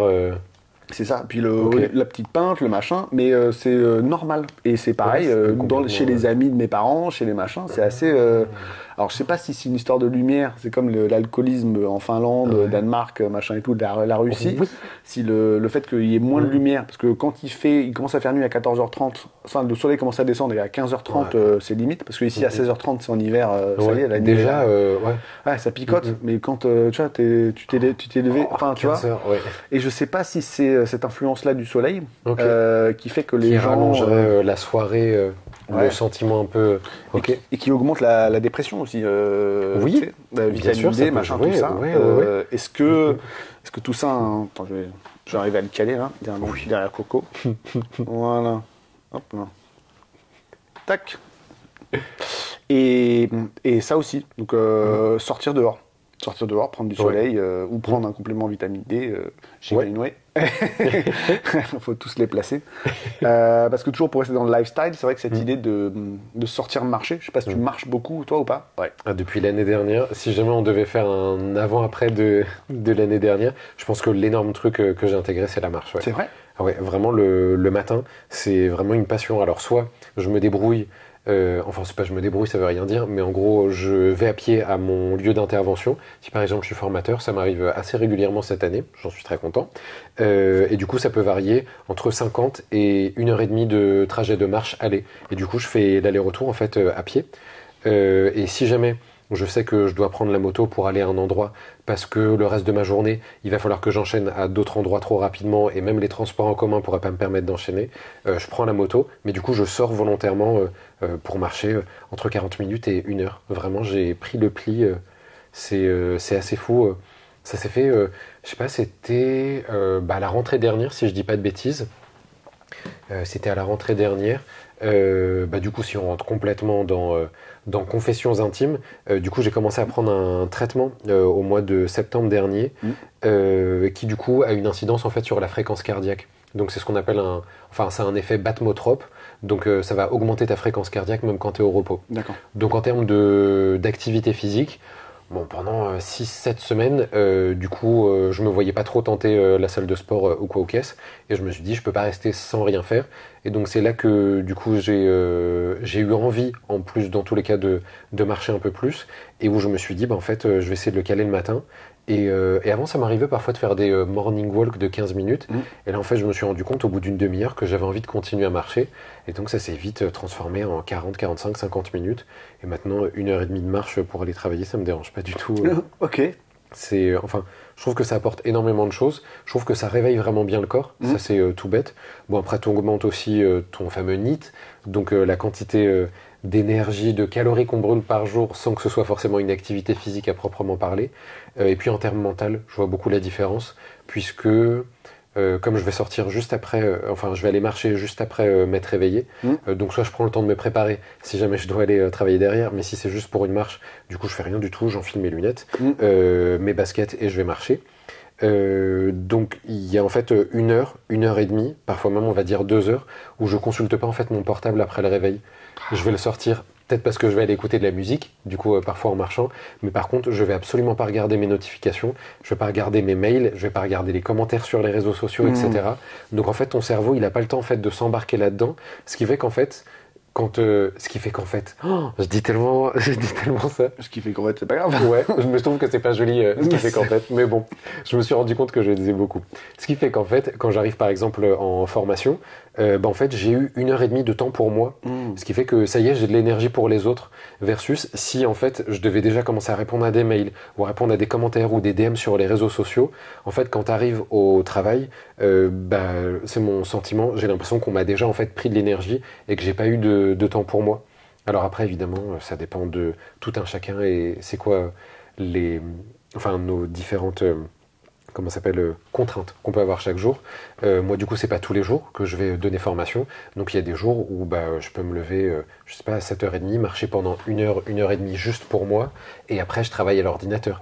Décidément, il a pas envie de tenir le pauvre. Il a pas envie. Je pense qu'on va le mettre devant. C'est vraiment juste à mon avis. Ouais, voilà. C'est juste c'est notre sécurité, c'est notre son sécurité là. Exactement. Voilà. Tu peux le tenir avec tes pattes là. En backup. Voilà. Tu mets tes petites pattes, tu le gardes. Voilà. Hop. Et à mon avis, là, il est safe. Voilà. Il est entre de bonnes mains, entre de bonnes pattes. Mais c'est bien, et parce que tu l'as mis en... Donc, l'habitude que tu as mise en place suite à ton traitement, je ne sais pas si tu veux en parler ou pas. Tu peux. Le traitement, ah oui, sans problème. Pas de souci. En fait, j'ai été diagnostiqué TDAH. Je ne sais pas si tu vois ce que c'est. Si. Et en fait, ça faisait depuis un moment que je me posais la question. Mais j'étais un peu, pas dans ce déni, mais dans ce truc de toute façon, les vidéos que tu vois sur les réseaux sociaux sont faites pour te faire croire que tu l'as dans tous les cas. Comme j'ai l'impression qu'en ce moment sur les réseaux tout le monde est autiste, etc. C'est ça. Donc j'ai l'impression qu'on peut vraiment ressentir ça. Et je me dis que tant qu'il n'y a pas eu tant qu'on n'a pas fait de recherche auprès d'un professionnel, pour moi, il n'y a pas de véracité. Peut-être que ça peut t'apporter certaines idées pour peut-être mieux gérer ton quotidien, et tant mieux si c'est le cas. Mais en tout cas, je fais partie de ceux où tant qu'il n'y a pas en fait un diagnostic ou une étiquette entre guillemets qui est posée dessus, je me voyais pas faire ça. Donc en fait, il y a eu tout un circuit avec un psychiatre, du coup. Pour faire ça. Et donc c'est ressorti qu'effectivement TDAH combiné, du coup hyperactivité, mais des deux côtés, entre guillemets, parce que tu sais, tu as trouble du déficit de l'attention avec ou sans hyperactivité. D'accord. Donc tu peux avoir trouble de l'attention mais sans hyperactivité, et trouble de l'attention avec hyperactivité. D'accord. Et donc moi il y avait les deux et on était sur des échelles assez élevées. D'accord. Et donc il y a un traitement du coup qui existe pour ça. C'est ce qu'on appelle la molécule active, c'est ce qu'on appelle le méthylphénidate. Et du coup, toi qui as l'air de bien aimer le fonctionnement du cerveau, en gros le cerveau TDAH, il a un problème au niveau du cortex préfrontal. Si tu veux, c'est la quantité de dopamine en fait qui est transmise d'un neurone à un autre. Elle n'est pas suffisante. Ce qui fait qu'en fait, tu perds de l'intérêt très rapidement pour les choses que tu es en train de faire. En termes de motivation, sans dopamine adéquate, je te laisse imaginer que c'est compliqué, etc. Peut-être beaucoup de fatigue, du mal à rester concentré, être déconcentré par tout et n'importe quoi, et notamment les pensées qui te passent en tête. Et le principe du méthylphénidate, c'est qu'en fait, il va empêcher ce qu'on appelle la recapture de la dopamine. Du coup, neurone numéro 1, neurone numéro 2, j'envoie de la dopamine, et ensuite il y a ce qu'on appelle une recapture de la dopamine pour qu'après, justement, elle soit à chaque fois retransmise et que ça fonctionne de manière idéale, de manière optimale. Et en fait, en empêchant la recapture de la dopamine du coup reste sur le second neurone, ce qui fait qu'en fait, tu as un fonctionnement normal, entre guillemets, de ton cortex préfrontal. Donc en termes de concentration, motivation, en termes de mémoire fonctionnelle aussi, il y a plein de choses qui après se remettent en route. Mais donc le traitement, en l'occurrence, il a du coup deux effets secondaires qui sont assez importants. L'effet bathmotrope, encore une fois, il faut chercher la bonne dose, mais du coup quand tu commences à arriver dans la bonne dose, justement tu sens qu'il y a ça. Effet bathmotrope et un effet aussi sur la perte d'appétit, très souvent. Alors moi j'ai eu cette chance de l'observer un petit peu au début, et en fait justement en implémentant la marche le matin ou du sport à faible intensité le matin, je me rendais compte qu'en fait j'avais quand même faim le midi, etc. D'accord, ça te Versus si j'en faisais pas le matin, par contre effectivement le midi je n'avais pas faim du tout. Et c'est pas juste j'ai oublié de manger, j'étais en train de faire autre chose ou quoi au caisse. C'est vraiment je regardais un aliment, j'étais là genre non je peux pas quoi. Ouais. Et c'était assez fou de voir du coup cette réaction de mon cerveau, alors que j'aime bien manger. Je suis quelqu'un qui clairement. D'ailleurs je vais jumper sur les noix de cajou. Vas-y, je t'en prie. Ça me fascine. Je suis quelqu'un qui vraiment aime manger, et c'était assez fou de voir ça. Mais en faisant du sport le matin, je voyais que ça contrebalançait ça. Et après, une fois que j'ai trouvé la bonne dose du traitement, donc au bout de plusieurs semaines, du coup on était bon. Donc effet bathmotrope assez léger, mais tu le ressens.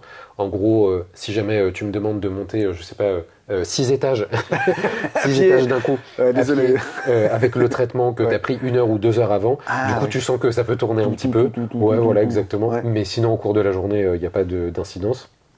Mais c'est donc à ce moment-là que j'ai commencé à vraiment implémenter la marche, et qu'après je l'ai gardé parce que je me suis rendu compte du level de bénéfices en fait que ça m'apportait à plein de... J'ai posé la question, qu'est-ce que tu as ressenti? Parce que moi, ce qui me fascine en fait, c'est de se dire, il y a des gens, ils ont l'impression de vivre une vie normale. On a tous l'impression que la manière qu'on a d'être, en fait, c'est la manière de tout le monde. Et en fait, non. En fait, non. Je suis complètement d'accord. Je suis curieux de savoir c'est quoi l'avant-après en fait. L'avant déjà, maintenant que tu vois l'après, parce que quand tu es dedans, tu te rends pas forcément compte que c'est pas forcément, je dirais pas que c'est pas normal, mais simplement que tu ressentais quelque chose de différent que maintenant. Et si tu peux te décrire, moi ça me fascine. Je serais curieux. Du coup, le premier truc que j'ai remarqué, qui m'a frappé, c'est qu'en gros, en travaillant vraiment avec le même nombre d'heures par semaine entre guillemets, j'ai l'impression que j'avais plus de temps en fait pour moi. C'est le truc tout con, mais tu as l'impression que tu es beaucoup mieux ordonné, que quand tu travailles sur quelque chose, tu travailles vraiment dessus, et après du coup tu peux vraiment l'effacer, tu peux passer à autre chose. Donc en fait j'avais l'impression d'avoir plus de temps libre pour moi, parce qu'en fait les choses que je devais faire, c'est comme si elles me prenaient moins de temps. Au niveau de la motivation aussi, j'ai vu quand même une sacrée différence, dans le sens où j'ai toujours été quelqu'un de motivé avec beaucoup de créativité. Enfin en tout cas j'estime que je suis quelqu'un d'assez créatif, avec beaucoup d'idées, même de contenu ou quoi au caisse. Mais après c'était parfois compliqué de passer de l'autre côté et de créer le contenu en question. Mais du coup une motivation à travailler même sur des choses qui effectivement sont pas toujours excitantes, etc. Parce que avec le TDAH, parfois on peut avoir cette image de quelqu'un qui est de quelqu'un en fait qui est un peu paresseux.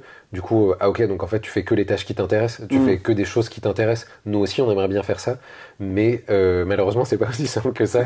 Du coup, t'es parfaitement conscient de ça en plus, que tu peux pas te permettre de faire que des choses que t'aimes, sinon ce serait trop beau. Mais c'est que du coup ça te demande en fait une énergie, du coup qui est vraiment considérable, de faire des choses en fait qui effectivement t'intéressent pas. Entre guillemets, comme beaucoup de gens, on est complètement d'accord là-dessus, mais du coup il y a un niveau d'énergie supplémentaire, je pense, parce que ton cerveau a constamment fait envie de t'emmener ailleurs. Du coup, n'importe quel bruit, n'importe quel son, ou n'importe quel changement de lumière ou autre peut être sujet à t'embarquer complètement ailleurs, alors que tu étais hyper concentré sur ce que tu faisais. Donc changement un petit peu au niveau de la motivation, comme ça. La différence, oui. Si ça, je l'ai vu du tac au tac, c'est assez fou. Déjà, effectivement, de plus être déconcentré par les bruits environnants, alors qu'avant, c'était une tannée de travailler avec le moindre bruit autour. Et là, justement, il y avait des travaux à côté de chez moi, et j'ai pu travailler pendant des heures, et je m'en foutais. J'avais la fenêtre ouverte parce qu'il faisait bon en plus. Donc j'avais la fenêtre ouverte, et je m'en foutais du coup du bruit. Et le truc, c'est que maintenant, je réponds du tac au tac aux messages, aux textos. Alors qu'avant, ça, c'était un truc chez moi. C'était... Genre, en fait, je prenais l'information et j'étais là... Ok, d'accord. Par contre, ça va me demander trop d'énergie de me mettre, tu vois, dans l'état d'esprit où il va falloir que je dise « Ah ok, d'accord, mais de toute façon, en plus, il me faut une autre information. Donc, tant que j'ai pas demandé à l'autre personne, bah, je peux pas ceci, cela. Mais l'autre personne, bah, de toute façon, je peux pas lui demander maintenant parce qu'en fait, nanana. Et donc, du coup, j'ai lu le message, je remets le portable dans ma poche. Alors, je peux te répondre, mais genre 4 jours plus tard parce que j'ai complètement zappé après, tu vois. Alors que maintenant, je réponds du tac au tac. Et si jamais je peux pas donner la réponse maintenant, ok, alors pour l'instant je te dis ça, mais c'est possible qu'après-demain ça change parce que j'attends encore le retour de ceci ou cela. Ouais. Parce que du coup, ça y est, il n'y a plus ce truc de se dire, ça va me demander une énergie considérable de me mettre en fait dans l'émotion que je vais devoir donner en envoyant ce message. Fascinant. Alors qu'en fait, ça ne demande pas d'énergie, on est d'accord d'envoyer un message, mais c'est du coup tout le truc, t'en fais, je pense, tout un truc, ton cerveau, ça fait tout un truc. Quoi. Ouais, exactement. C'est intéressant. Vraiment intéressant. Du coup, je pense que tout le monde qui est en train d'écouter se dit, ou regarder, se dit, mais et si moi j'ai. Parce que là, à chaque fois, je me dis, il y a des petits détails, je me dis, ah, on est complètement d'accord. Oui. Ouais. Mais on est parfaitement d'accord qu'en plus, dans la société d'aujourd'hui, je pense qu'on a des petits soucis d'inattention un petit peu tous, ne serait-ce qu'avec les réseaux sociaux. C'est ça. Je pense qu'avec TikTok, on est sur des moyennes de vidéos qui font 7-8 secondes. Je pense qu'effectivement, en termes de temps d'attention, c'est compliqué. Donc non, on est complètement d'accord qu'il y a beaucoup de traits de caractère, de tout ce qui est inattention ou difficulté de concentration qui se retrouvent dans la population générale. Mais effectivement, ça peut être intéressant si on se pose la question, bah, justement d'aller consulter, comme je disais, parce que je voulais pas me faire un espèce d'autodiagnostic. Ouais. Justement, il y avait des choses où j'avais l'impression de me reconnaître et je me disais, mais si j'ai pas un ping-pong avec un professionnel, j'aurais toujours l'impression qu'en fait, bah non, c'est juste moi qui fantasme, tu vois. Alors que là, avec un psychiatre, tu peux dire, bah moi en fait c'est ça dans mon quotidien, mais je sais pas si ça peut être dû à ça ou si en fait encore une fois c'est juste de l'inattention comme tout le monde. Voilà. Et après, du coup, ça te permet de vraiment rentrer plus dans le détail, tout ça. Et puis, tu as quelqu'un qui te diagnostique pour de vrai. C'était pas là, genre. Parce que je suis sûr qu'il y a.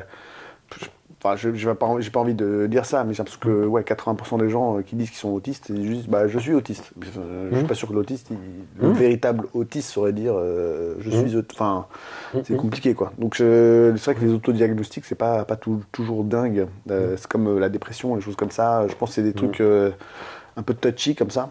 Où on n'est pas toujours sûr. Si vous ne sentez pas bien, allez consulter, hein, c'est pas ce que je dis.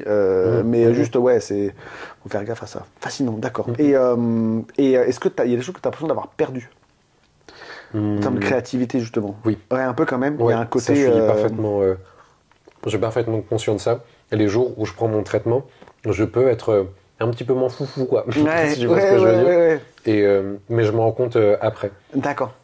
Mais ça arrive pas tout le temps. Mais ouais, je m'en rends compte. Donc c'est pour ça que mon traitement, batterie épuisée. Ouais, parce que ça, c'est un truc qui peut faire peur, je pense, à pas mal de gens aussi, de se dire. Je vais reprendre un peu de Ice Tea. Tu t'en veux une lichette ou pas? Allez, toute petite. Merci beaucoup. Tu vois qu'il est très très bon. Ouais, ça m'a un peu surpris. J'ai pris une gorgée tout à l'heure. Un peu la peur, tu sais, quand tu. De se perdre, tu vois. Parce que si tu vois ce que je veux dire? Complètement. Et j'avais cette appréhension au début. Du coup, j'avais vu, parce que comme ça commençait à m'intéresser, évidemment TikTok l'a compris, et du coup m'envoyait encore plus de vidéos dessus. TDAH, ouais. C'est ça. Et du coup, je voyais une nana qui disait, je crois que j'ai trouvé le cheat code. En gros, je prends pas mon traitement, comme ça du coup j'ai des idées de fou, et après en fait je prends mon traitement pour pouvoir acter du coup les idées de fou que j'ai. Et j'étais là genre... Est-ce que j'ai vraiment envie du coup de jouer avec la chimie de mon cerveau et tout ça? Et en fait, quand j'ai vu vraiment la différence, je me suis dit... Déjà, ça m'a conforté. Parce que je me suis dit, ok, il s'est pas trompé, le psychiatre. Parce que vraiment, la différence en termes de dosage au début, tu prends du 10 mg. Et après, enfin moi en tout cas, mon protocole c'était ça. C'était tous les 3 jours, j'augmente de 10 mg. Donc le 4e jour, 20 mg, machin, etc. Sachant que tu peux aller... en termes de milligrammes jusqu'à ton poids de corps. Donc en gros, moi ma limite c'était 90 mg. Sachant que tu vas jamais jusqu'à ton poids de corps parce qu'en termes d'effets secondaires, de toute façon, il y aurait trop de choses à mon avis qui seraient désagréables. Mais du coup, là j'ai stabilisé à 30 mg. Enfin, je trouve que c'est l'idéal. J'ai essayé 40-50. Et en fait, à 50, j'ai commencé à sentir que j'avais la bouche un petit peu sèche, tout ça. Enfin bref, des effets secondaires qui étaient pas fun. Et donc j'ai trouvé que le mieux c'était 30 mg. Mais donc ça m'a conforté déjà dans le fait qu'il s'était pas planté du coup, parce que dès la première prise, le premier jour, j'ai vu la différence avec les 10 mg. Ouais. Mais Mais après, je me suis dit, ok, donc en fait, ça y est, j'ai conscience que mon cerveau, effectivement, fonctionne peut-être pas de la même manière que tout le monde au départ. Ça m'a pas empêché de vivre jusqu'ici, je veux dire, donc jusque-là, enfin, ça c'était plutôt cool. Mais c'est surtout qu'en fait, il faut que je le vois comme une aide, entre guillemets. Je le vois pas comme une pilule magique, mais je me dis, ok, effectivement, ça m'aide, parce que je sais que dans mon travail, parfois, j'ai besoin de rester de longues heures derrière un ordinateur, à créer des dossiers ou à faire ce genre de choses. Et c'est des tâches qui sont assez répétitives, et du coup, je peux me laisser embarquer par des trucs, et j'ai envie d'être efficace. Donc, en tout cas, ça peut être une aide là-dessus.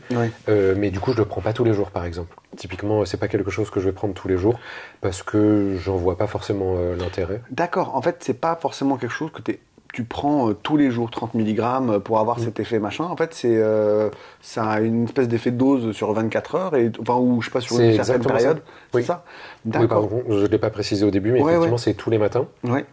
À prendre tous les matins. Tu les prends pas l'après-midi, sinon ça pourrait avoir une incidence sur ton sommeil.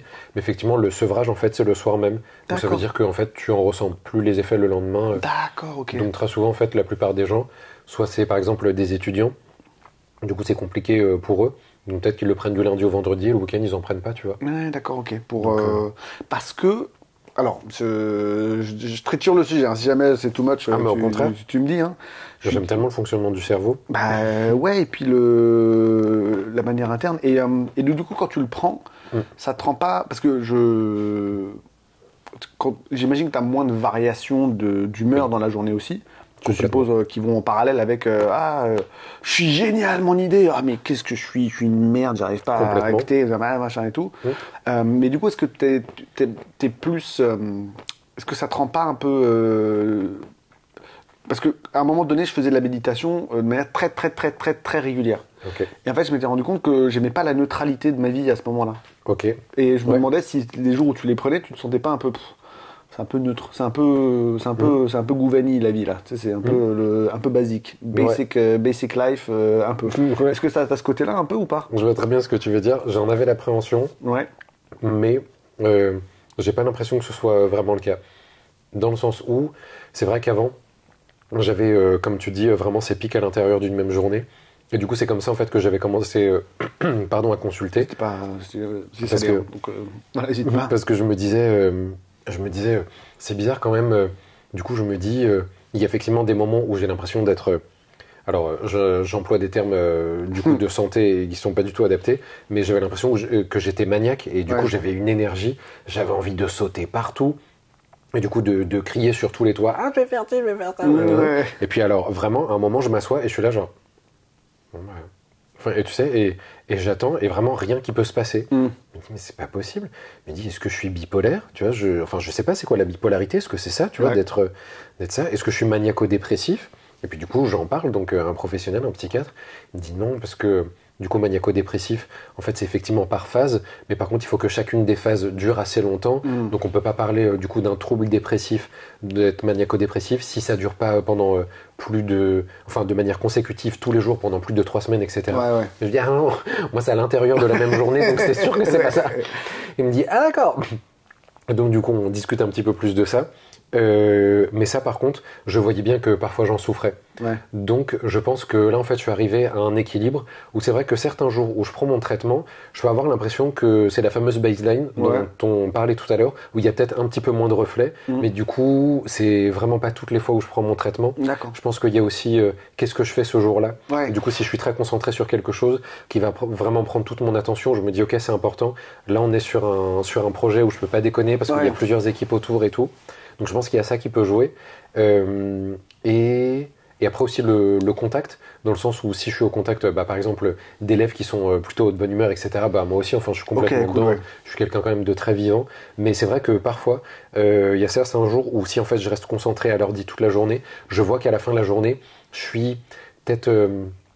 un petit peu plus froid du coup avec les personnes de mon entourage que je vais croiser à ce moment-là ou autre si on avait prévu de se voir, et ça du coup j'aime moins. Mais c'est peut-être juste le fait d'être devant un ordi pendant 5 heures, tu vois. C'est possible que ce soit juste le travail et pas forcément le traitement. Mais je me demandais si avec tes élèves par exemple ils étaient pas genre et toi t'étais genre je ne reconnais pas la blague. Non, du coup je ne deviens pas du tout un robot. Tu vois ce que je veux dire? Non. que ce soit d'être très trop logique et de perdre un peu un truc, quoi. Au début, oui, maintenant que tu le dis, c'est vrai, je m'en étais pas complètement rendu compte, mais au début, il y avait des fois, en fait, j'étais frustré, jamais je prenais mon traitement, et que pendant la journée, à un moment, on m'embarquait sur un truc, tu sais, un truc fun et tout. J'étais là, bah non, en fait, j'avais prévu d'être productif dans ma tête. Et du coup, je rentrais un peu dans ce truc-là. J'étais là, mais non, mais t'es complètement con. Enfin, ça n'a aucun sens, tu vois. Je vois, ouais. Mais au début, il y avait un petit peu ça. Et sinon, non, pas du tout le côté robot au quoi aux caisses. Et puis surtout, les jours où j'ai pas du tout le traitement, j'ai plus ces pics qui sont dans tous les sens. Alors du coup, il y a toujours ce fameux truc des fameux shots de dopamine, puisqu'en fait le cerveau TDAH, étant donné que sa dopamine, elle est pas à des niveaux de folie, il va aller chercher où il peut. La bouffe, du coup, un des gros problèmes. Et c'est à ce moment-là, en fait, que j'ai réussi, tu vois, à complètement rééquilibrer en fait tout ce que je consommais, parce que je me suis rendu compte qu'effectivement j'avais mon cerveau en fait qui allait chercher de la dopamine là où il pouvait, et l'alimentation, je pense que c'est la manière la plus simple de trouver de la dopamine. Après, la musique, ça, je pense que beaucoup de personnes se reconnaîtront là-dedans, mais la musique, vraiment, une fois que je trouvais une musique vraiment que j'aimais, donc qui à mon avis libérait un shot de dopamine, c'était en boucle, mais vraiment pendant 2 semaines. Genre, je me lève le matin, je l'écoute jusqu'au soir, en me lavant les dents, dans la douche, pendant que je travaille, etc. Pendant 2 semaines. Et puis après, il y a un matin où non, c'est fini. Ça y est. Je pense que ça libère plus en fait la même dopamine, et voilà. Donc j'avais tous ces trucs là avant, et aujourd'hui je vois bien que ça continue, qu'il y a quand même ce truc là, ce terreau favorable du coup des shots de dopamine, mais du coup je me sens beaucoup plus équilibré, même si mon traitement, encore une fois, il est pas tous les jours, et je le prendrai jamais tous les jours. J'ai l'impression quand même, de manière générale, j'ai atteint des niveaux d'équilibre qui sont plus satisfaisants, et que j'ai récupéré un meilleur rythme au niveau de l'alimentation notamment. Ah, mais c'est cool ça. En fait, j'adore ces parcours de compréhension de soi, parce que c'est vrai que on a l'impression qu'il y a une solution, la solution oméga pour tout le monde, tu sais, dans tout, que ce soit en sport, que ce soit en truc. C'est quoi le meilleur entraînement ? Tu veux quoi ? Mais non, c'est quoi le meilleur entraînement ? Non. Voilà. Il faut qu'on parle avant, il faut que j'en sache plus sur toi, il faut que... Combien d'heures de sommeil ? Je peux te donner une fourchette, mais en fait l'idéal, selon ta vie, de machin et tout. C'est quoi le meilleur exo pour prendre du dessus des pecs ? Écoute, assieds-toi, ça va être long. Non, mais c'est curieux, et je crois que c'est important de comprendre qu'on n'est pas tous pareils.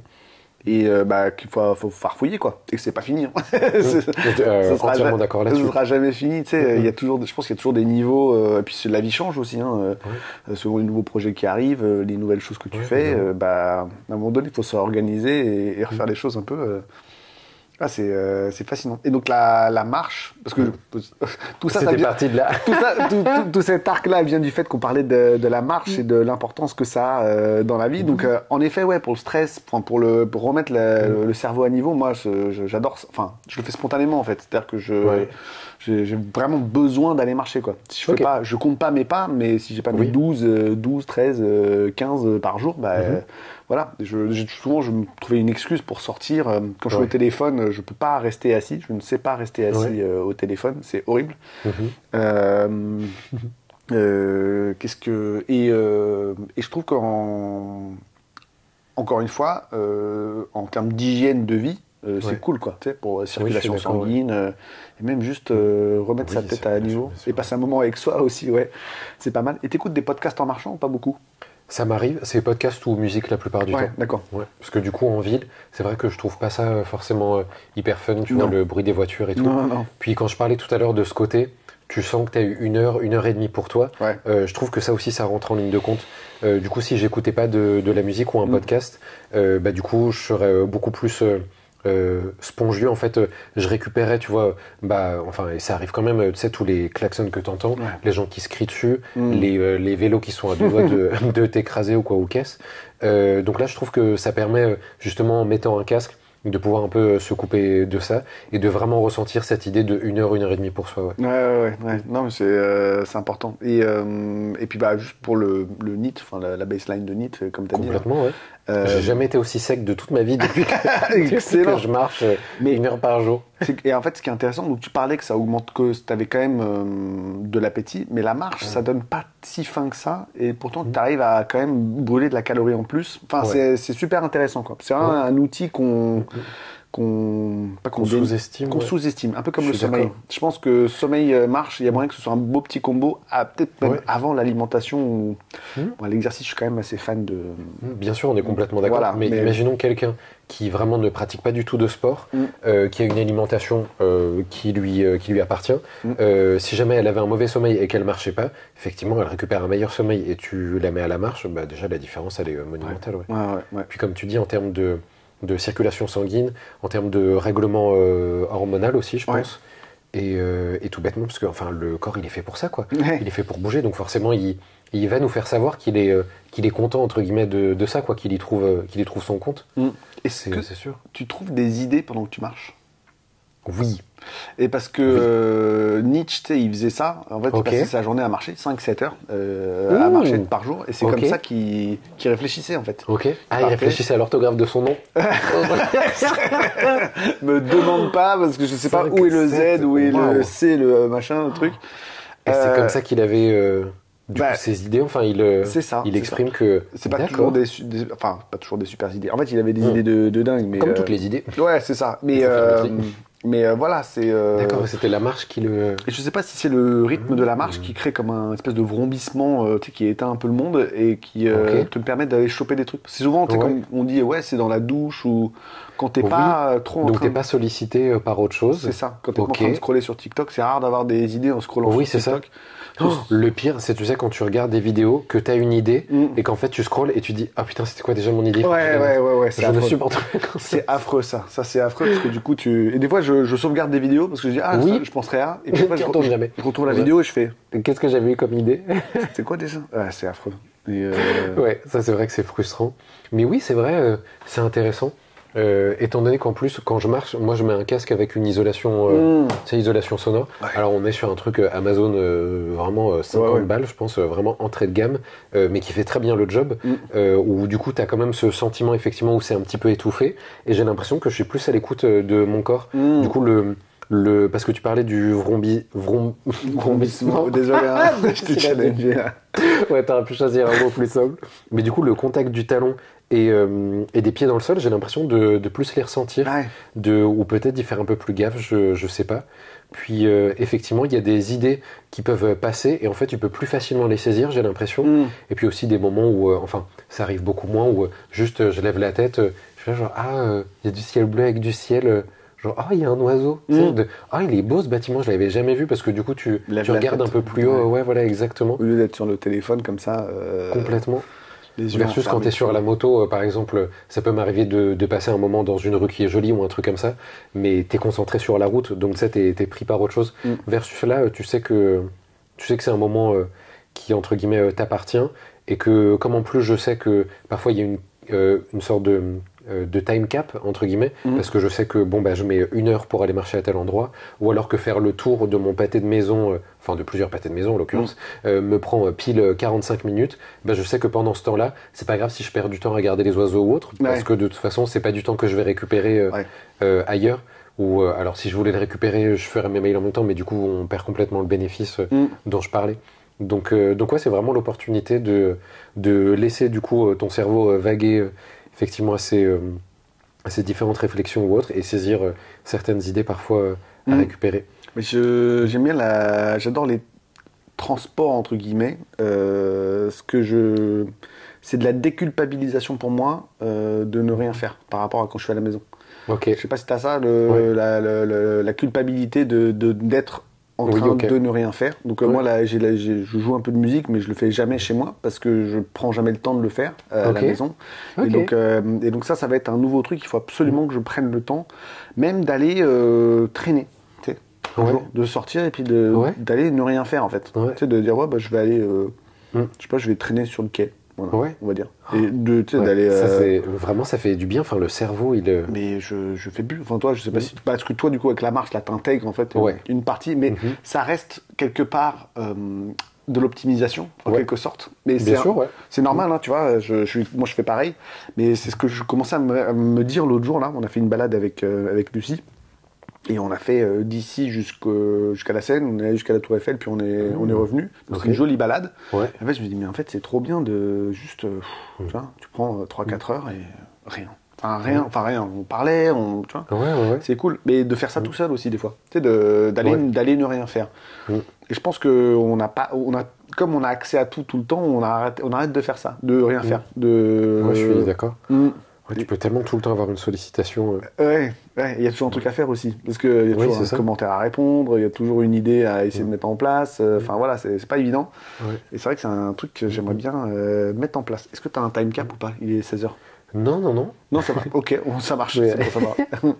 Mais oui, remarque intéressante, effectivement, c'est vrai qu'avec tout ce qui est création de contenu et tout ça, je peux avoir ce sentiment-là, mais de plus en plus, j'essaye de me dire, ok, la création de contenu, au final, c'est un job, et si c'est un job, ça n'est qu'un job, entre guillemets. Ouais. Parce que je pense que je commence de plus en plus à avoir des amis autour de moi qui ont du coup des jobs, des 9 to 5 comme on dit, donc du lundi au vendredi avec des horaires, tout ça, où je vois qu'ils sont en train de péter les plombs un petit peu. Ouais. Parce que en fait, typiquement, le week-end, ils vont regarder leur mail, ils vont y répondre. Ouais. Ils vont accepter de rester un petit peu plus longtemps alors que ce ne sera pas compté comme heure supplémentaire ou nanan, etc. Et je me dis... de plus en plus, je me fais la remarque avec ces amis qu'en fait, un job n'est qu'un job. Alors, évidemment qu'on pourrait toujours faire plus, on pourrait toujours faire mieux, mais il y a un moment où peut-être que la santé et la santé mentale vont prendre le dessus par rapport à ça. Et c'est pour ça que je me dis que parfois, il y a un moment où j'essaye de déconnecter. Donc, il y a le matin, pendant 1h et demie, je ne touche pas à mon téléphone, sauf musique, podcast, comme on a dit. Et une fois que je touche à mon téléphone, en fait, c'est notamment pour faire le tri dans mes notifications. Par exemple, tout ce qui est commentaires Instagram, désolé, du coup, je les switch, parce qu'en fait, je sais que je peux les retrouver quand je vais sur l'application. Tout ce qui est mail, du coup, c'est pas le moment où je vais les regarder, donc ça dégage. Tout ce qui est DM sur Instagram, si c'est pas des amis, du coup, ça dégage. Et pareil, le soir, j'essaye de faire un peu la même chose. Du coup, si je vois que c'est un DM, ou je vois que c'est quelqu'un, ou c'est pas un ami qui m'envoie un truc, ok... Enfin, j'y réponds pas, j'essaye de pas rentrer dedans, quoi. Parce que tu laisses les notifs. Ouais. Ouais, damn. Ça, moi, j'ai dû enlever rapidement. Ouais, je comprends, ouais. Et tu sais quoi, je pense que... je vais les retirer. Parce qu'en fait, je vais te dire la vérité, c'est que c'était l'année dernière, je crois. Du coup, j'avais les notifs qui étaient activés sur Instagram, les messages et les commentaires. Et c'était le moment où je commençais à tendre vers les 50 000, où du coup ça s'est accéléré, mais d'une folie. C'était il y a un an, c'était au mois de janvier, quand j'ai fait les 30 vidéos d'utilisation des machines, où du coup je me retrouvais avec des trucs, j'étais là genre 500 000 vues sur Instagram, mais qu'est-ce que c'est, ça n'existe pas, ce n'est pas moi. Mais c'est vrai qu'il y a un an, c'était pas forcément très courant ça, 500 000 vues. Parce que, alors pour moi c'est sûr et certain que jamais de la vie, mais du coup l'utilisation des machines, c'est le truc qui m'a fait cartonner sur les réseaux. Et du coup, les commentaires, ils s'enchaînaient. Mais quand je te dis, le nombre de commentaires, c'était vraiment ahurissant. Et du coup, j'étais là, en fait, je peux plus. J'ai même plus, en fait, le courage, tu vois, de tous les swiper pour y retourner plus tard. Et j'ai dit, je désactive les commentaires. Et tu sais quoi, le jour où j'ai désactivé mes commentaires, j'ai vraiment le nombre d'abonnés est passé, genre vraiment par jour, je déconne pas et je le dis avec un petit peu de fierté, mais non plus précisément, je m'en fous des chiffres, mais par jour c'était entre 1000 et 2000 abonnés de gagnés, littéralement. Et le jour où j'ai retiré la notification des commentaires, je suis passé vraiment, je pense, à 10 abonnés par jour. Waouh! En soi, on s'en fout, mais je me dis, ça peut pas ne pas être une coïncidence. Alors, tu vois. Désactiver les commentaires sur les posts, c'est ça? Non, j'ai désactivé les notifications. Ah, c'est dingue. Et donc, en fait, j'ai pas désactivé via mon téléphone, mais via Instagram. Du coup, pour plus recevoir les notifications, en fait, sur mon téléphone en verrouillé. Et je suis intimement convaincu, du coup, qu'il y avait un lien. De me dire qu'en fait, pour Instagram, du coup, si tu arrêtes les notifications commentaires, ça veut dire qu'en fait, tu es moins tenté de revenir sur l'application. Et donc, je suis sûr qu'il doit y avoir un lien. On est complètement d'accord que 1000 à 2000 abonnés par jour, tu peux pas garder ça de vitam aeternam. Non, mais si là, ça a vraiment été... Je te jure, c'est dans l'heure qui a suivi. Ouais, il faut que ça doit dans l'heure qui a suivi. Et donc, tu vois, j'ai été intimement convaincu qu'il y avait un lien. Et je me dis qu'en fait, je crois que je viens de donner la réponse. En fait, je crois qu'à l'époque, j'avais désactivé les notifs commentaires via l'application. En fait, je pense qu'il faut que je le fasse par le téléphone. Ouais, moi j'ai... Parce que j'ai cette peur, du coup, là... Tu vois, moi qui te disais un job c'est qu'un job, et bah pourtant tu vois j'ai quand même ce truc là. Oui, mais parce que moi je lis c'est un bouquin que j'ai lu il y a un long moment qui s'appelle La semaine de 4 heures.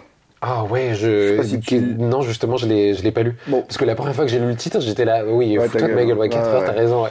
Mais de plus en plus je suis là genre, je pense que ce livre peut me... Mais dedans en fait il explique que le titre déjà c'est une accroche marketing. Le but c'est pas de travailler 4 heures par semaine, mais il donnait l'exemple de gens qu'il avait coachés qui en gros 4 jours par semaine, 4 jours par semaine non. Tous les jours ils regardaient genre leur mail pendant une demi-heure, puis après le reste du temps c'était tranquille quoi. Et en fait c'était des techniques d'augmentation de productivité. En fait à chaque fois que tu es coupé par une notif, en fait tu regardes le truc, puis après tu reviens, puis tu fais j'étais en train de faire quoi, et en fait tu perds énormément de temps à faire tout ça. Et donc en fait de couper tous tes notifs, dis au pire ce sera encore là, et s'il y a vraiment une urgence, vous serez contacté via téléphone ou je sais pas quoi. Et en fait c'est vrai.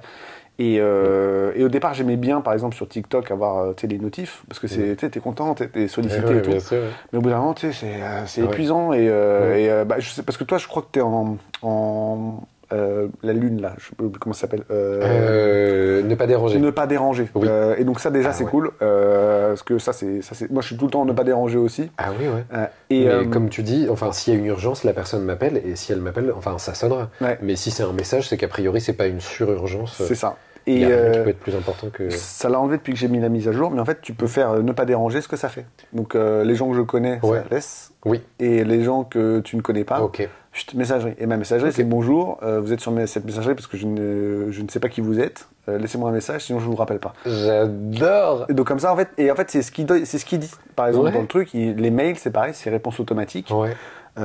Si vous voulez vraiment me parler, envoyez-moi un truc. En fait, ça renvoie les gens pour laisser un message pour éviter d'avoir à tout le temps tout vérifier et se dire faut que je vérifie ça et ça, et pour concentrer les choses. Et pour en fait se défaire de ces petites tâches toutes bêtes là qui te prennent en cumulé, qui te prennent beaucoup de temps. On est d'accord. C'est ça. Et donc c'est pareil, les commentaires, les trucs machin, de dire tu te dis. Voilà. Ça, j'essaye de faire. Ouais, ça, du coup, tu décides à un moment où tu dis, bon, allez, pendant une demi-heure, à la limite, je fais ça. Voilà, c'est ça. Et après, du coup, ça m'a fait un premier batch, et après, plus tard. Ouais, c'est ça. Mais c'est comme, tu sais, les tournages de vidéos et tout. Pendant un moment, je le faisais pas du tout, mais c'est la même chose. Maintenant, je tourne 3-4 vidéos un jour, puis 3-4 vidéos un autre jour. Puis l'édition, j'essaie de les faire pareil sur des moments. Ouais. À la base, j'aimais pas parce que je tournais avec mon téléphone. Maintenant, j'utilise cette magnifique caméra. Ouais. Du coup, c'est vrai que c'est plus simple de le faire sur l'ordi. Et d'ailleurs, comme je fais ça plus sur l'ordi, je me suis rendu compte que ça commençait à faire mal aux mains, aux poignets, tu sais, les trucs. Donc, vous savez, je me suis acheté une souris ergonomique. Une souris verticale. Alors, du coup, je pense que c'est important de faire du sport pour se rendre compte de ce qui est normal ou pas. Ouais. Parce que je me rendais compte que c'était pas des douleurs normales que j'avais dans les poignets. Donc je faisais quand même, tu sais, j'essayais de changer un peu les postures, main droite, main gauche pour machin. Mais en fait, au bout d'un moment, tu te rends compte que bof. Dans tous les cas, voilà, c'est ça. Alors que c'est pas dingue. Hein. Je travaille 2 heures d'affilée ou 3 heures d'affilée à faire mes éditions vidéo. Et ça suffit. Ça suffit amplement pour se dégommer, je pense. Ouais. Et c'est comme ma voix, je commençais à la perdre. Je me dis mais qu'est-ce qui se passe? Et je comprenais pas pourquoi. Je commençais à, j'arrivais plus à aller dans les aigus. Mais qu'est-ce qui se passe? Et en fait, c'est parce que je me mets à ta place là. Ouais. Et j'étais comme ça.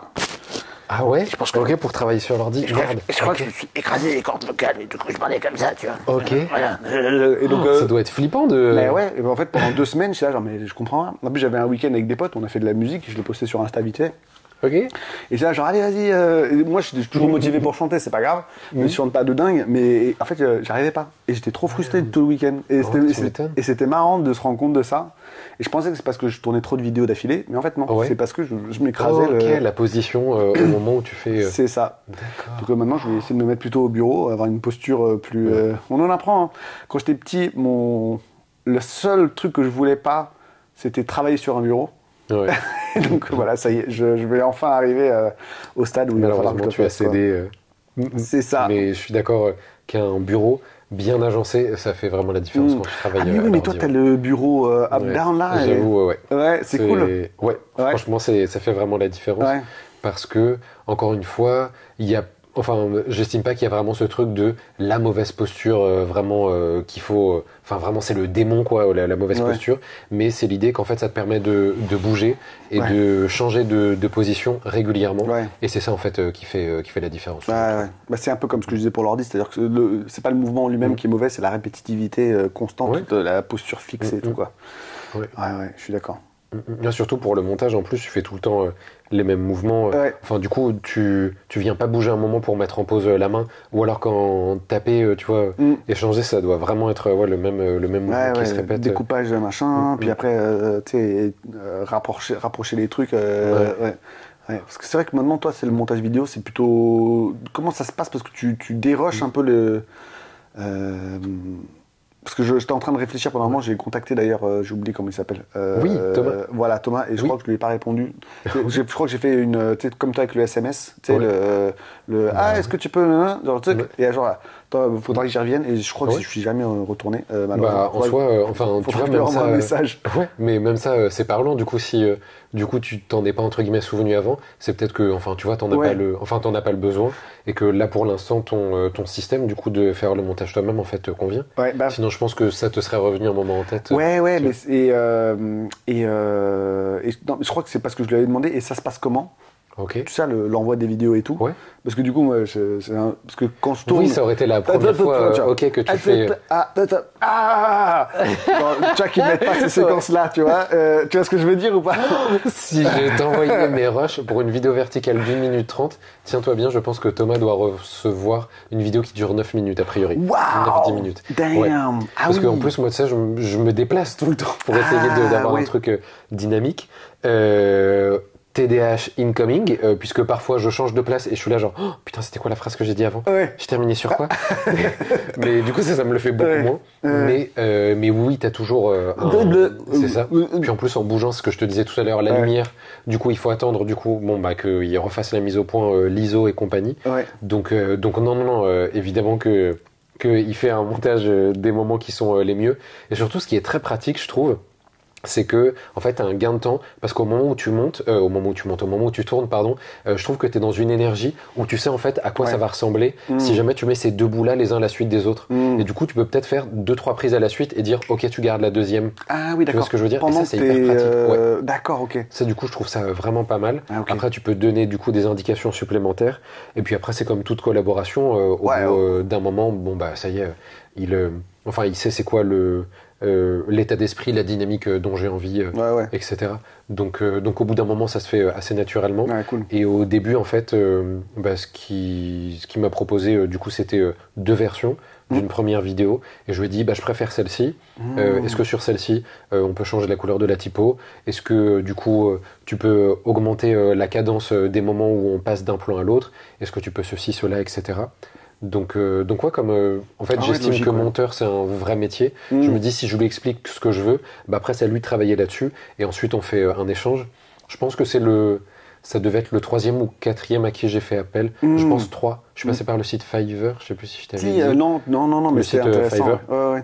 Et du coup j'en avais fait 1 ou 2 avant, et puis après j'ai essayé avec lui, et je me suis dit ok, en termes de compréhension, je pense que c'est lui qui m'a compris le plus rapidement. Ouais, d'accord. Et puis surtout, il avait fait avant beaucoup de montage, tu sais, de tout ce qui est jeux vidéo, etc., de gameplay. Et donc je me dis, du coup, je vais pouvoir pas miser là-dessus, mais moi je trouve plus le terme, du coup récupérer un petit peu ça, les types le truc style, un petit peu les mêmes, tu vois, du coup d'avoir un truc, à un moment je dis une connerie, je sais pas, et du coup il va insérer un mème ou un truc comme ça, du coup ça c'est une dynamique qui me plaît beaucoup, que j'aime beaucoup dans le jeu vidéo, et je me suis dit ça peut être un plus. D'accord.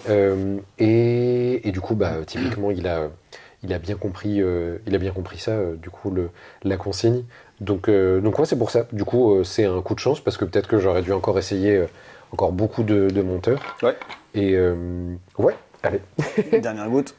Et après, je me suis dit qu'il y avait aussi l'idée que ça allait me libérer beaucoup de temps, et que là, comme les premiers résultats que lui m'avait envoyés étaient très satisfaisants, je me suis dit je reste avec lui.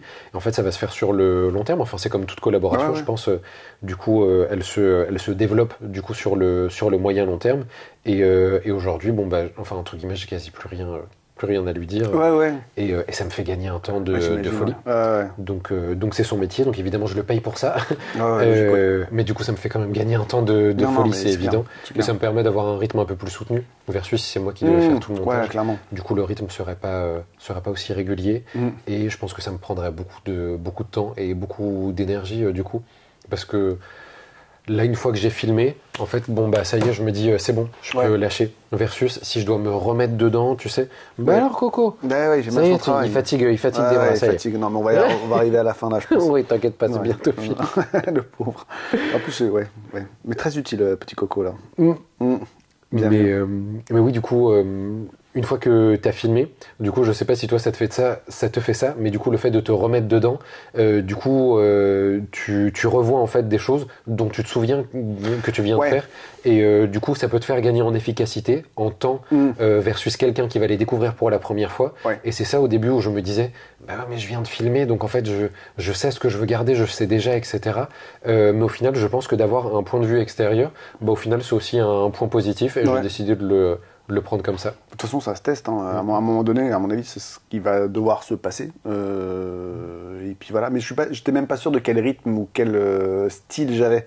Donc je suis encore un peu dans cette phase de recherche, toujours encore un peu. J'en avais parlé avec Bananamo aussi. Et il m'avait dit, ah ouais, moi je t'avoue qu'un monteur, je sais pas, parce qu'en fait, j'ai mon style, etc. Et en fait, c'est là où du coup je lui ai formulé et où je me suis dit dans ma tête, ah bah c'est vraiment ça le truc, je pense.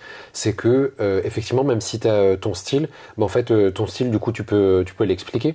Du coup, un monteur, comme c'est son métier, bah en fait, il comprendra. Donc après, voilà, chacun évidemment fait comme il veut. Mais ouais, maintenant, du coup, c'est du gain de temps là-dessus, ce qui me permet de libérer du temps pour faire d'autres choses, de m'occuper d'autres projets. Comme par exemple écrire un livre. Donc il sort dans un mois, c'est ça? À la Fnac toujours ou pas? Il sera toujours disponible à la Fnac, sur Amazon aussi, il sera disponible dans les librairies. Si vous en avez une pas loin de chez vous, évidemment, n'hésitez pas à soutenir aux libraires. Et puis sur le site de ma maison d'édition. D'accord, cool. Qui s'appelle Édition 365. D'accord. Et c'est le nom du site Exactement, Édition 365. Et en tapant, du coup, vous trouverez je mettrai tous les liens en dessous. Hein. Parfait. Je crois qu'on va conclure là-dessus. Et le nom de ton livre, du coup, tu l'as ou pas, le titre? Ouais, du coup, c'est Carnet nutritionnel vers un équilibre alimentaire. D'accord, parfait. Il est un petit peu plus long, du coup, que le premier, parce que, du coup, il y avait cette intention de transmettre cette idée d'équilibre alimentaire versus mon carnet fitness. Je pense que c'était assez clair. On comprenait que c'était un carnet et que c'était fitness. Du coup, mon carnet nutritionnel, peut-être qu'on aurait pu se dire, ok, pas sûr de l'utilité, en fait, qu'est-ce qu'il va y avoir? Et vers un équilibre alimentaire, du coup, je pense que ça donnait l'intention de, je vais trouver de la théorie à l'intérieur, et pas juste un carnet, en fait, joli ou autre, où je vais pouvoir suivre mes repas ou quoi aux caisses. C'était ça l'idée. Parfait. Bah, écoute, merci d'avoir encore voulu participer au podcast. J'avoue, j'ai posé 2-3 questions aux gens. Ils disent, ah oui, bien sûr, mais pas tout de suite, pas tout de suite, pas tout de suite. Toi, à chaque fois que je te demande, c'est genre, ouais, je suis là. Bah oui, avec plaisir. C'est trop bien. Donc, merci encore d'être venu.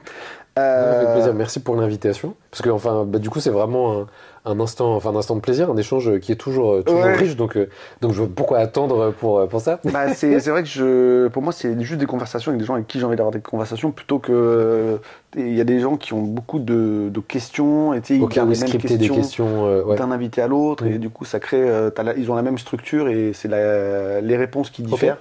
Mais c'est pas mon. Je suis plus brouillon que ça, voilà. Mais je suis d'accord. C'est vrai que. Moi, je pense aussi que j'ai cette préférence-là, que ça parte un peu dans tous les sens. Parce que je me rends compte que moi-même, quand j'écoute des podcasts, au final, quand t'as quelqu'un qui part un peu dans tous les sens, tu sais qu'il parle seul et qui dit non mais attendez, on va revenir au sujet, celui-là. T'inquiète, je t'aurais suivi si tu continues dans on la est parti avec toi, t'inquiète, c'est cool. Les boucles, les boucles, le cheminement. Et puis c'est intéressant de voir comment les têtes fonctionnent. Ça crée des bulles de machin. Ouais, exactement. Qu'est-ce qui te fait penser à quoi, etc. Donc je me dis que si, ne serait-ce que nous, déjà on est comme ça, c'est qu'il doit y avoir aussi des auditeurs ou spectateurs qui sont un peu... qui apprécient un peu les chemins ardueux et tortueux de l'esprit. Voilà. Pour complètement bloquer, du coup, encore merci pour les noix de cajou, pour complètement conclure. Est-ce que tu peux faire ton rappel Oli, parce qu'ils sont sur la table, autant profiter. On vient de boire 1,5 litre de boisson Oli. Vraiment pas mal les deux là. Ice-Tea validé. Pamplemousse très bon. Peut-être qu'il faudrait que je l'essaie de le diluer un peu moins pour voir si le punchy. Le punchy en boisson comme ça, c'est mieux. Parce qu'en boisson sport, un peu plus d'eau, je trouvais ça plus agréable. Mais peut-être que comme ça, en petit breuvage, un peu plus fort, ça pourrait être intéressant. Voilà, vous pouvez les retrouver en lien en dessous ou alors simplement sur leur site en utilisant le lien The Slow Method 5 pour 5 € de moins sur votre prochaine commande. Et à très bientôt pour de nouvelles aventures et un nouveau podcast.